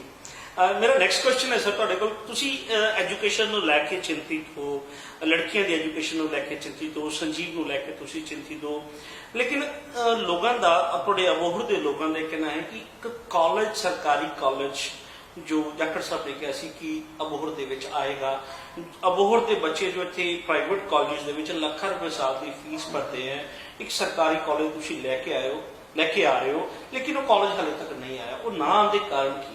ਅਮੀ ਜੀ ਐਕਚੁਅਲੀ ਕਾਲਜ ਦੀ ਜੇ ਆਪਾਂ ਗੱਲ ਕਰੀਏ, ਜਿਹੜਾ ਸਰਕਾਰੀ ਕਾਲਜ ਜਾਖੜ ਸਾਹਿਬ ਨੇ ਕਿਹਾ ਸੀ ਵੀ ਮੈਂ ਲੈ ਕੇ ਆਉਂਗਾ, ਇਟ ਵਾਸ ਅਪਰੂਵਡ, ਉਹਦੇ ਵਾਸਤੇ ਜਗ੍ਹਾ ਵੀ ਸਾਰੀ ਕੁਝ ਤੈਅ ਹੋ ਗਈ ਸੀ, but due to some financial constraints ਹੁਣੇ ਤੱਕ ਉਹ ਨੈਕਸਟ ਸਟੈਪ ਤੇ ਨਹੀਂ ਜਾ ਸਕਿਆ ਸੀ, ਐਂਡ ਸਾਨੂੰ ਉਮੀਦ ਸੀ ਵੀ ਇਸ ਵਾਰੀ ਸੈਸ਼ਨ ਦੇ ਵਿੱਚ ਉਹਦੇ ਪੈਸੇ ਵੀ ਮਨਜ਼ੂਰ ਹੋ ਜਾਣੇ ਸੀ, ਲੇਕਿਨ ਵਿਨੀਤ ਜੀ ਹੁਣ I think I don't know what is going to happen next, but ਹੁਣ ਮੇਰਾ ਮੰਨਣਾ ਹੈ ਕਿ ਆਫਟਰ ਦਿਸ ਕੋਵਿਡ, ਆ ਜਿਹੜਾ ਮਹਾਮਾਰੀ ਆਪਣੇ ਪੰਜਾਬ, ਦੇਸ਼, ਪੂਰੀ ਦੁਨੀਆ ਦੇ ਵਿੱਚ ਆ ਗਈ ਹੈ, ਆਈ ਥਿੰਕ ਇੱਕ ਵਾਰੀ ਤਾਂ ਹੁਣ ਵਿਨੀਤ ਜੀ ਆਈ ਥਿੰਕ ਕਿਵੇਂ ਹੁਣ ਫਾਈਨੈਂਸਿਸ ਮੈਨੇਜ ਕਰਾਂਗੇ, ਕਿਵੇਂ ਕੁਝ ਕਰਾਂਗੇ, ਆਈ ਡੋਂਟ ਨੋ। ਹੁਣ ਮੈਂ ਅੱਗੇ ਕੁਝ ਵੀ ਨਹੀਂ ਕਹਿ ਸਕਦਾ ਵੀ ਕੀ ਕੁਝ ਹੋਣ ਵਾਲਾ ਹੈ, ਕਿਉਂਕਿ ਜੇ ਆਪਾਂ ਪੰਜਾਬ ਦੀ ਗੱਲ ਕਰੀਏ, ਮਸਾਂ 3 ਸਾਲਾਂ ਬਾਅਦ ਜਿਹੜੇ 10 ਸਾਲਾਂ ਦੇ ਵਿੱਚ ਜਿਹੜਾ ਅਕਾਲੀ ਦਲ ਬੀਜੇਪੀ ਦੇ ਰਾਜ ਦੇ ਵਿੱਚ ਫਾਈਨੈਂਸ਼ੀਅਲੀ ਜਿਹੜਾ ਸਟੇਟ ਬਿਲਕੁਲ ਹੀ ਮਤਲਬ ਥੱਲੇ ਬਹਿ ਗਿਆ ਸੀਗਾ, ਤੇ ਬੜੀ ਮੁਸ਼ਕਿਲ ਨਾਲ ਕੈਪਟਨ ਸਾਹਿਬ ਦੀ ਲੀਡਰਸ਼ਿਪ ਦੇ ਅੰਦਰ ਤੇ ਮਨਪ੍ਰੀਤ ਜੀ ਨੇ ਤੇ ਜਾਖੜ ਸਾਹਿਬ ਨੇ ਬੜੀ ਮਤਲਬ ਇਹਨੂੰ ਮੁਸ਼ਕਿਲ ਨਾਲ ਪੱਟਰੀ ਤੇ ਚੜਾਇਆ ਸੀਗਾ, and but now I don't know how will manage. ਤੇ ਵਿਨੀਤ ਜੀ ਦੇਖੋ, ਮੈਂ ਵੈਸੇ ਤਾਂ ਆਪਾਂ ਗੱਲ ਕੀਤੀ ਸੀ, I don't want to get into politics at this moment, ਲੇਕਿਨ ਜਿਹੜਾ ਆਪਣਾ ਹੁਣ GST ਜਿਹੜਾ ਹੈਗਾ ਪੰਜਾਬ ਵਿੱਚ ਇਜ਼ ਓਲਡ, ਆਪਣੇ ਕੋਲੇ ਆਪਾਂ ਕਰੋਨਾ ਦੇ ਨਾਲ ਲੜਾਈ ਲੜੀ ਜਾਂਦੇ ਆ, ਆਪਣੇ ਕੋਲੇ ਪੈਸੇ ਹੈ ਨਹੀਂ ਤੇ 3 ਸਾਲ ਦੇ ਬਕਾਏ GST ਮਤਲਬ ਹੁਣ ਮਿਲ ਰਹੇ ਨੇ ਐਂਡ ਈਵਨ ਨਾਓ 4400 ਕਰੋੜ ਰੁਪਇਆ ਸਟਿਲ ਡਿਊ ਐਂਡ ਮਤਲਬ ਹੁਣ ਜੇ ਸੈਂਟਰ ਹੈਜ਼ ਟੂ ਕੋਆਪਰੇਟ, ਮਤਲਬ they have to go out of the way, centre ਨੂੰ ਥੋੜਾ ਜਿਹਾ ਬਿਲਕੁਲ ਆਪਣੇ ਨਾਲ ਕੋਆਪਰੇਟ ਕਰਨਾ ਪਊਗਾ, ਅਦਰਵਾਈਜ਼ ਇਟ ਵਿਲ ਬੀ ਬੜਾ ਮੁਸ਼ਕਿਲ। ਡਾਕਟਰ ਸਾਹਿਬ ਤੁਸੀਂ ਬਲੇਮ ਕਰਦੇ ਹੋ ਗਵਰਨਮੈਂਟ ਦੇ ਉੱਪਰ ਕਿ GST ਰਿਲੀਜ਼ ਨਹੀਂ ਹੋਈਆਂ, ਰੀਸੈਂਟ 882 ਕਰੋੜ ਰੁਪਇਆ ਸੈਂਟਰ ਗਵਰਨਮੈਂਟ ਨੇ ਰਿਲੀਜ਼ ਕੀਤਾ ਹੈ, CM ਸਾਹਿਬ ਲਗਾਤਾਰ ਕਹਿ ਰਹੇ ਹਨ ਕਿ ਕੇਂਦਰ ਸਰਕਾਰ ਜਿਹੜੀ ਉਹ ਪੈਸੇ ਜਾਰੀ ਨਹੀਂ ਕਰ ਰਹੀ, ਲੇਕਿਨ ਬੀਬੀ ਹਰਸਿਮਰਤ ਕੌਰ ਬਾਦਲ ਜੀ ਦਾ ਰੋਜ਼ ਮੀਡੀਆ ਵਿੱਚ ਇਹੀ ਬਿਆਨ ਆ ਰਿਹਾ ਹੈ ਕਿ ਕੇਂਦਰ ਸਰਕਾਰ ਵੱਲੋਂ ਫੰਡਾਂ ਦੀ ਪੰਜਾਬ ਲਈ ਕੋਈ ਘਾਟ ਨਹੀਂ ਹੈ ਔਰ ਸਮੇਂ ਸਿਰ ਫੰਡ ਜਾਰੀ ਕੀਤੇ ਜਾ ਰਹੇ ਆ, ਕਿਤੇ ਜਾਣਗੇ। ਵੀਰ ਜੀ ਤੁਸੀਂ ਵੀ ਪੜ੍ਹੇ ਲਿਖੇ ਹੋ, ਤੁਸੀਂ ਉਹ ਪਲੀਜ਼ ਕਢਾ ਲਓ। ਮੈਂ ਜਿਹੜੀ ਗੱਲ ਕੀਤੀ, ਜਿਹੜਾ ਹੁਣ ਸੈਂਟਰ ਨੇ 1300 ਕਰੋੜ ਰੁਪਏ ਕੋਲ ਜਿਹੜਾ ਰਿਲੀਜ਼ ਕੀਤਾ ਹੈ, that is what is owed to Punjab, ਜਿਹੜਾ ਪੰਜਾਬ ਦਾ ਹਿੱਸਾ ਬਣਦਾ 3 ਸਾਲ ਲੇਟ ਆਇਆ ਜੀ। ਹੁਣ ਜੇ ਤੁਸੀਂ ਕੋਈ ਕੰਮ ਕਰਦੇ ਹੋ ਤੇ ਤੁਸੀਂ ਮੈਨੂੰ ਕੋਈ ਸਮਾਨ ਦੇ ਦਿਓ, ਮੈਂ ਕਹਿੰਦਾ ਜੀ 3 ਸਾਲ ਬਾਅਦ ਪੈਸੇ ਭੇਜ ਦਿਆਂਗਾ ਤੇ 3 ਸਾਲ ਬਾਅਦ ਮੈਂ ਭੇਜਦਾ ਤੇ ਮੈਂ ਫਿਰ ਉਹਦੀ ਮਤਲਬ ਉਹਨੂੰ ਟਵਿਸਟ ਕਰਦਾ, ਉਹਨੂੰ ਮਤਲਬ ਗਲਤ ਤਰੀਕੇ ਨਾਲ ਉਹਨੂੰ ਪ੍ਰੋਪੋਗੈਂਡਾ ਕਰਦਾ, ਦੈਟ ਇਜ਼ ਰੋਂਗ। ਪਰ ਤੁਸੀਂ ਮਤਲਬ ਮੈਂ ਸਾਰੇ ਮਤਲਬ ਤੁਹਾਡੇ ਜਿਹੜੇ ਦਰਸ਼ਕ ਵੀ ਹੈਗੇ ਆ ਜਿਹੜੇ ਇਸ ਚੈਨਲ ਰਾਹੀਂ ਵੇਖੀ ਜਾਂਦੇ, ਮੈਂ ਤੁਹਾਨੂੰ ਅਪੀਲ ਕਰਦਾ ਵੀ ਇਹ ਜਿਹੜੇ ਆંકੜੇ ਕੋਈ ਵੀ ਹੋ, ਜੇ ਕਾਂਗਰਸ ਸਰਕਾਰ ਵੀ ਜਿਹੜੇ ਆંકੜੇ ਦੇ ਰਹੀ ਹੈ, ਜੇ ਹੋਰ ਕੋਈ ਬੀਬੀ ਹਰਸਿਮਰਤ ਕੌਰ ਜੀ ਜਾਂ ਸੁਖਬੀਰ ਬਾਦਲ ਜੀ ਕੋਈ ਆંકੜੇ ਦੇ ਰਹੇ ਨੇ, ਉਹਨੂੰ ਚੈੱਕ ਕਰੋ, ਉਹਨੂੰ ਸਮਝੋ ਥੋੜਾ ਜਿਹਾ ਵੀ ਕੀ ਆંકੜੇ, ਕਿਉਂਕਿ ਬਾਰ-ਬਾਰ ਮੈਂ ਆਹੀ ਗੱਲ ਕਹਿ ਰਿਹਾ, ਆ ਜਿਹੜਾ ਪੈਸਾ ਪਹਿਲੀ ਗੱਲ ਤਾਂ ਜਿਹੜਾ ਪੈਸਾ ਆਇਆ ਆ GST ਦਾ ਪੰਜਾਬ ਦਾ ਵਿਚ ਓਡ ਟੂ ਪੰਜਾਬ, ਆ ਕੋਈ ਉਹਨਾਂ ਨੇ ਆਪਣੇ ਉੱਤੇ ਕੋਈ ਅਹਿਸਾਨ ਨਹੀਂ ਕੀਤਾ, ਕੋਈ ਐਕਸਟਰਾ ਫੰਡ ਨਹੀਂ ਦਿੱਤੇ, ਆਪਣਾ ਜਿਹੜਾ ਰਾਈਟ ਬਣਦਾ ਉਹ ਦਿੱਤਾ ਹੈ, but that also 3 years late. And ਸਭ ਤੋਂ ਵੱਡਾ ਜਿਹੜਾ ਸਾਡਾ ਡਿਮਾਂਡ ਅੱਜ ਦੇ ਦਿਨ, ਦੋ ਜਿਹੜੇ ਮੇਨ ਡਿਮਾਂਡ ਹੈ ਨੀ ਜੀ, ਯੂ ਮਸਟ, ਤੁਹਾਨੂੰ ਧਿਆਨ ਹੋਊਗਾ ਜਾਖੜ ਸਾਹਿਬ ਹਰ ਥਾਂ ਗੱਲ ਕਰਦੇ, 31,000 ਕਰੋੜ ਜਿਹੜਾ ਇੱਕ ਦਿਨ ਪਹਿਲੇ ਉਹ they converted into a loan, today is an emergency, it is a financial emergency, ਮਤਲਬ ਪੂਰੇ ਦੇਸ਼ ਦੇ ਉੱਤੇ, ਪੰਜਾਬ ਦੇ ਉੱਤੇ ਇੰਨਾ ਔਖਾ ਵਕਤ ਆ ਗਿਆ। I want to ask ਸਿਮਰਤ ਕੌਰ ਜੀ, ਮੈਂ ਸੁਖਬੀਰ ਬਾਦਲ ਜੀ ਨੂੰ ਪੁੱਛਣਾ ਚਾਹੁੰਦਾ ਕਿ ਤੁਹਾਡੀ ਇਹਦੇ ਬਾਰੇ ਕੀ ਵਿਊਜ਼ ਹੈ, should this loan be waived off or not for Punjab? ਤੁਸੀਂ ਵੀ ਪੰਜਾਬੀ ਹੋ, ਆਪਣੀ ਆਉਣ ਵਾਲੀ ਪੀੜ੍ਹੀਆਂ ਵਾਸਤੇ ਆ ਲੋਨ ਵੇਵ ਆਫ ਹੋਣਾ ਚਾਹੀਦਾ ਹੈ ਨਹੀਂ। ਤੇ ਦੂਜੀ ਗੱਲ ਮੈਂ ਕਹਿਣਾ ਚਾਹੂੰਗਾ, ਜਿਹੜਾ ਰੋਜ਼ ਆਪਾਂ ਜਿਹੜੇ ਆਪਣੇ ਪਾਵਰ ਪਲਾਂਟ ਜਿਹੜੇ ਬੰਦ ਪਏ ਵੀ ਜੀ, ਐਂਡ ਸੈਂਟਰ ਗਵਰਨਮੈਂਟ ਨੇ ਪੰਜਾਬ ਸਰਕਾਰ ਨੂੰ ਲਿਖਿਆ ਵੀ ਰੋਜ਼ ਦੇ, ਐਂਡ ਇਹ ਆંકੜੇ ਵੀ ਮੈਂ ਸਾਰਿਆਂ ਨੂੰ ਪਲੀਜ਼ ਰਿਕੁਐਸਟ ਕਰੂੰਗਾ, ਚੈੱਕ ਕਰੋ। ਸੰਦੀਪ ਜਾਖੜ ਦੀ ਗੱਲ ਨਾ ਮੰਨੋ, ਤੁਸੀਂ ਚੈੱਕ ਕਰੋ, ਤੁਹਾਡੇ ਕੋਲ ਸਮਾਰਟਫੋਨ ਹੈ, ਜਾ ਕੇ ਚੈੱਕ ਕਰੋ ਉਹਨੂੰ ਵੀ ਸੰਦੀਪ ਜਾਖੜ ਇਜ਼ ਲਾਈਂਗ ਔਰ ਨਾਟ, ਕੀ ਇਹਦੇ ਵਿੱਚ ਹਕੀਕਤ ਹੈ। 10 ਕਰੋੜ ਰੁਪਏ ਰੋਜ਼ ਦੇ daily we have to pay them, ਨਾ ਆਪਾਂ ਉਹਨਾਂ ਤੋਂ ਪਾਵਰ ਲੈ ਰਹੇ, ਇਟ ਇਜ਼ ਐਨ ਐਮਰਜੈਂਸੀ, ਮਤਲਬ ਮਹਾਮਾਰੀ ਆਈ ਹੋਈ ਹੈ ਆਪਣੇ, ਮਤਲਬ ਜੇ ਆਪਾਂ ਮੇਰੇ ਖਿਆਲ ਲਾਸਟ ਕੋਈ ਕਹਿੰਦੇ ਵੀ 1920 ਦੇ ਵਿੱਚ ਕੋਈ ਮਹਾਮਾਰੀ ਆਈ ਸੀ, ਮਤਲਬ ਆਪਣੇ ਟਾਈਮ ਦੇ ਵਿੱਚ ਆਪਣੇ ਜਿਹੜੇ ਹੁਣ ਆਪਣੇ ਪਿਤਾ ਜੀ ਹੋਰਾਂ ਦੀ ਜਨਰੇਸ਼ਨ ਹੈਗੀ, ਆਪਣੇ ਗ੍ਰੈਂਡਫਾਦਰ ਦਾਦੇ ਹੋਰਾਂ ਦੀ ਜਨਰੇਸ਼ਨ, ਕਿਸੇ ਨੇ ਮਹਾਮਾਰੀ ਦਾ ਵਕਤ ਨਹੀਂ ਦੇਖਿਆ, ਆ ਮਹਾਮਾਰੀ ਦਾ ਵਕਤ ਹੈ, ਆ ਵੀ ਸ਼ੁੱਡ ਬੀ ਵੇਵਡ ਆਫ। ਮੈਂ ਤੁਹਾਨੂੰ ਪੁੱਛਣਾ ਚਾਹੁੰਦਾ, ਸ਼ੁੱਡ ਬੀ ਵੇਵਡ ਆਫ ਔਰ ਨਾਟ? ਤੇ ਇਹ ਮਸਲੇ ਹੈ, ਇਹਨਾਂ ਨੂੰ ਹਿੰਮਤ ਕਰਨੀ ਪਊਗੀ, ਕਿਉਂਕਿ ਇਹਨਾਂ ਦੀ ਮਤਲਬ ਮੋਦੀ ਸਾਹਿਬ ਦੇ ਸਾਹਮਣੇ, ਸੈਂਟਰ ਗਵਰਨਮੈਂਟ ਦੇ ਸਾਹਮਣੇ ਮੇਰਾ ਮੰਨਣਾ ਵੀ ਇਹਨਾਂ ਦੀ ਕੋਈ ਸੁਣਦਾ ਨਹੀਂ ਹੈ, ਨਾ ਇਹ ਗੱਲ। ਲੋਕਾਂ ਦੀ ਇਹ ਡਿਮਾਂਡ ਵੀ ਹੈ ਕਿ ਜੋ ਟੈਕਸਿਸ ਨੇ, ਜੋ ਸਾਨੂੰ ਇਹ ਸਭ ਖਰਚੇ ਪੈ ਰਹੇ, ਉਹਨੂੰ ਵੇਵ ਆਫ ਕੀਤਾ ਜਾਣਾ ਚਾਹੀਦਾ ਹੈ, ਕਿਉਂਕਿ ਹਾਲਾਤ ਦੀ ਮਾਰ ਦੇ ਨੀਚੇ ਆਲਰੇਡੀ ਲੋਕ ਪਿਸ ਰਹੇ ਨੇ। ਪਹਿਲਾਂ ਹੀ ਵਪਾਰ ਸਾਰਾ ਬੰਦ ਸੀ ਔਰ ਉੱਪਰੋਂ ਇਹ ਹਾਲਾਤਾਂ ਦੀ ਮਾਰ ਜਿਹੜੀ ਹੈ ਉਹਨੇ ਲੋਕਾਂ ਦੀ ਕਮਰ ਤੋੜ ਦਿੱਤੀ, ਔਰ ਲੋਕਾਂ ਦੀ ਵੀ ਇਹ ਮੰਗ ਹੈ, ਲੋਕਾਂ ਦੀ ਨਾ ਕੇਵਲ ਕੇਂਦਰ ਸਰਕਾਰ ਤੋਂ ਮੰਗ ਹੈ, ਪੰਜਾਬ ਸਰਕਾਰ ਤੋਂ ਵੀ ਇਹ ਡਿਮਾਂਡ ਹੈ ਕਿ ਸਾਡੇ ਤੇ ਜੋ ਇਹ ਖਰਚੇ ਲਗਾਏ ਜਾ ਰਹੇ ਆ, ਜੋ ਟੈਕਸ ਲਗਾਏ ਜਾ ਰਹੇ ਆ, ਇੱਕ ਆਮ ਆਦਮੀ ਵਾਸਤੇ ਤਾਂ ਬਿਜਲੀ ਦਾ ਬਿੱਲ ਹੀ ਨਹੀਂ ਮੰਨ, ਉਹਨੂੰ ਬਿਜਲੀ ਦਾ ਬਿੱਲ ਪੇ ਕਰਨਾ ਹੀ ਬਹੁਤ ਔਖਾ ਹੈ, ਕਿਉਂਕਿ ਪੰਜਾਬ ਵਿੱਚ ਬਿਜਲੀ ਦੀ ਦਰ ਜਿਹੜੀ ਉਹ ਸਭ ਤੋਂ ਜ਼ਿਆਦਾ ਮਹਿੰਗੀ ਹੈ, ਤੇ ਯੂਨਿਟ ਸਭ ਤੋਂ ਜ਼ਿਆਦਾ ਮਹਿੰਗੇ ਹੈ, ਔਰ ਲੋਕ ਇਹ ਵਾਕਈ ਮੰਗ ਕਰਦੇ ਆ ਕੇਂਦਰ ਸਰਕਾਰ ਤੋਂ, ਪੰਜਾਬ ਸਰਕਾਰ ਤੋਂ, ਕਿ ਉਹਨਾਂ ਨੂੰ ਕੋਈ ਨਾ ਕੋਈ ਰਾਇਤਾ, ਕੋਈ ਨਾ ਕੋਈ ਛੁੱਟਾ ਜ਼ਰੂਰ ਮਿਲਣਾ ਚਾਹੀਦਾ। ਜਾਖੜ ਸਾਹਿਬ, ਤੁਸੀਂ ਇੱਕ ਏਡੇ ਵੱਡੇ ਪਰਿਵਾਰ ਦਾ ਹਿੱਸਾ ਹੋ। ਚੌਧਰੀ ਬਲਰਾਮ ਜੀ ਜਾਖੜ ਬਾਰੇ ਕਿਹਾ ਜਾਂਦਾ ਸੀ ਕਿ ਉਹਨਾਂ ਦਾ ਕੱਦ ਦੇਸ਼ ਦੀ ਰਾਜਨੀਤੀ ਵਿੱਚ ਬਹੁਤ ਵੱਡਾ ਹੈ। ਇੰਦਰਾ ਗਾਂਧੀ ਜੀ ਦੀ ਸਰਕਾਰ ਦੇ ਵਿੱਚ ਉਹਨਾਂ ਨੂੰ ਬਹੁਤ ਉੱਚਾ ਦਰਜਾ ਪ੍ਰਾਪਤ ਸੀਗਾ, ਉਹ ਲੋਕ ਸਭਾ ਦੇ ਸਪੀਕਰ ਵੀ ਰਹੇ ਹੈ, ਖੇਤੀਬਾੜੀ ਮਿਨਿਸਟਰ ਵੀ ਰਹੇ ਹੈ, ਔਰ ਗਵਰਨਰ ਵੀ ਰਹੇ ਹੈ।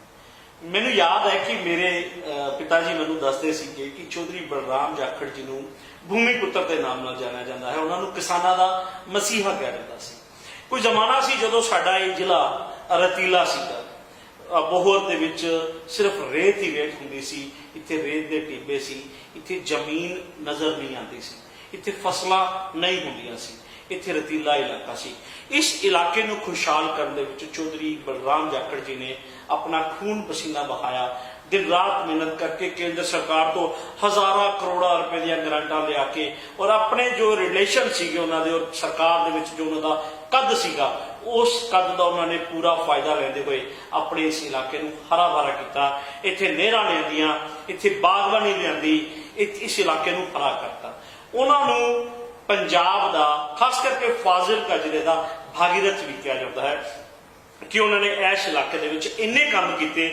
ਅੱਜ ਵੀ ਉਹਨਾਂ ਦੇ ਜਾਣ ਤੋਂ ਬਾਅਦ ਵੀ ਲੋਕ ਸ਼ਰਧਾ ਦੇ ਨਾਲ ਉਹਨਾਂ ਨੂੰ ਸ਼ੀਸ਼ ਨਵਾਉਂਦੇ ਨੇ। ਲੇਕਿਨ ਗੱਲ ਕਰੀਏ ਸੁਖਬੀਰ ਸਿੰਘ ਬਾਦਲ ਜੀ ਦੇ ਦਾਅਵਿਆਂ ਦੀ, ਤਾਂ ਉਹਨਾਂ ਦਾ ਇੱਕ ਆਰੋਪ ਹੈ ਇਸੇ ਜਾਖੜ ਪਰਿਵਾਰ ਦੇ ਉੱਪਰ।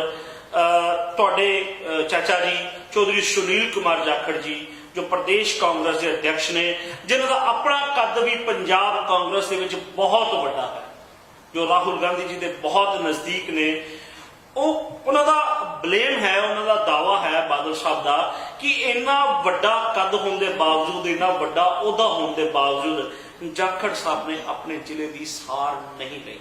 ਉਹਨਾਂ ਨੇ ਦੋਸ਼ ਲਗਾਇਆ ਹੈ ਕਿ ਇੱਥੇ ਜੂਸ ਦੀ ਫੈਕਟਰੀ ਸੀਗੀ ਜੋ ਬੰਦ ਹੋ ਗਈ ਹੈ। ਕਿੰਨੂ ਦੀ ਇੰਨੀ ਪੈਦਾਵਾਰ ਹੋਣ ਦੇ ਬਾਵਜੂਦ ਅਬੋਹਰ ਦੇ ਵਿੱਚ ਜੂਸ ਦੀ ਫੈਕਟਰੀ ਬੰਦ ਹੋ ਗਈ ਹੈ ਔਰ ਜੋ ਸ਼ੂਗਰ ਮਿਲ ਇੱਥੇ ਚੱਲ ਰਹੀ ਹੈ, ਜਿੱਥੋਂ ਹਜ਼ਾਰਾਂ ਲੋਕਾਂ ਨੂੰ ਰੋਜ਼ਗਾਰ ਮਿਲ ਰਿਹਾ ਹੈ, ਜਿੱਥੇ ਕਈ ਪਰਿਵਾਰਾਂ ਦੇ ਚੁੱਲ੍ਹੇ ਜਲਦੇ ਨੇ, ਕਈਆਂ ਦਾ ਪੇਟ ਦੀ ਅੱਗ ਜਿਹੜੀ ਹੈ ਉੱਥੋਂ ਮੱਠੀ ਹੁੰਦੀ ਹੈ, ਉੱਥੇ ਰੋਜ਼ਗਾਰ ਦਾ ਸਾਧਨ ਲੋਕਾਂ ਨੂੰ ਮਿਲਦਾ ਹੈ। ਅੱਜ ਉਹ ਸ਼ੂਗਰ ਮਿਲ ਵੀ ਬੰਦ ਹੋਣ ਦੀ ਕਗਾਰ ਤੇ ਹੈ ਔਰ ਜਾਖੜ ਸਾਹਿਬ ਇਸ ਬਾਰੇ ਕੋਈ ਕਦਮ ਕਿਉਂ ਨਹੀਂ? ਵਿਨੀਤ ਜੀ, ਸਭ ਤੋਂ ਪਹਿਲੇ ਤਾਂ ਮੈਂ ਤੁਹਾਨੂੰ, ਜਿਵੇਂ ਕਿ ਤੁਸੀਂ ਸਾਰੇ ਗੱਲ ਕੀਤੀ, ਮੈਨੂੰ ਜਿਹੜੀ ਘਰ ਦੇ ਵਿੱਚ ਮੈਨੂੰ ਜਿਹੜੀ ਐਜੂਕੇਸ਼ਨ ਮਿਲੀ ਹੈ ਮੇਰੇ ਦਾਦਾ ਜੀ ਤੋਂ, ਮੇਰੇ ਤਾਊ ਜੀ ਤੋਂ, ਮੇਰੇ ਪਿਤਾ ਜੀ ਤੋਂ ਤੇ ਸੁਨੀਲ ਜੀ ਤੋਂ, ਆਲ ਆਫ them, ਉਹਨਾਂ ਨੇ ਮੈਨੂੰ ਦੋ ਹੀ ਚੀਜ਼ਾਂ ਕਹੀ ਹੈ ਵੀ ਜਾਖੜ ਅੱਜ ਦੇ ਦਿਨ ਜਾਖੜ ਪਰਿਵਾਰ ਦੇ ਨਾਲ ਨਾਲ ਦੋ ਚੀਜ਼ਾਂ, ਮਿਹਨਤ ਤੇ ਇਮਾਨਦਾਰੀ।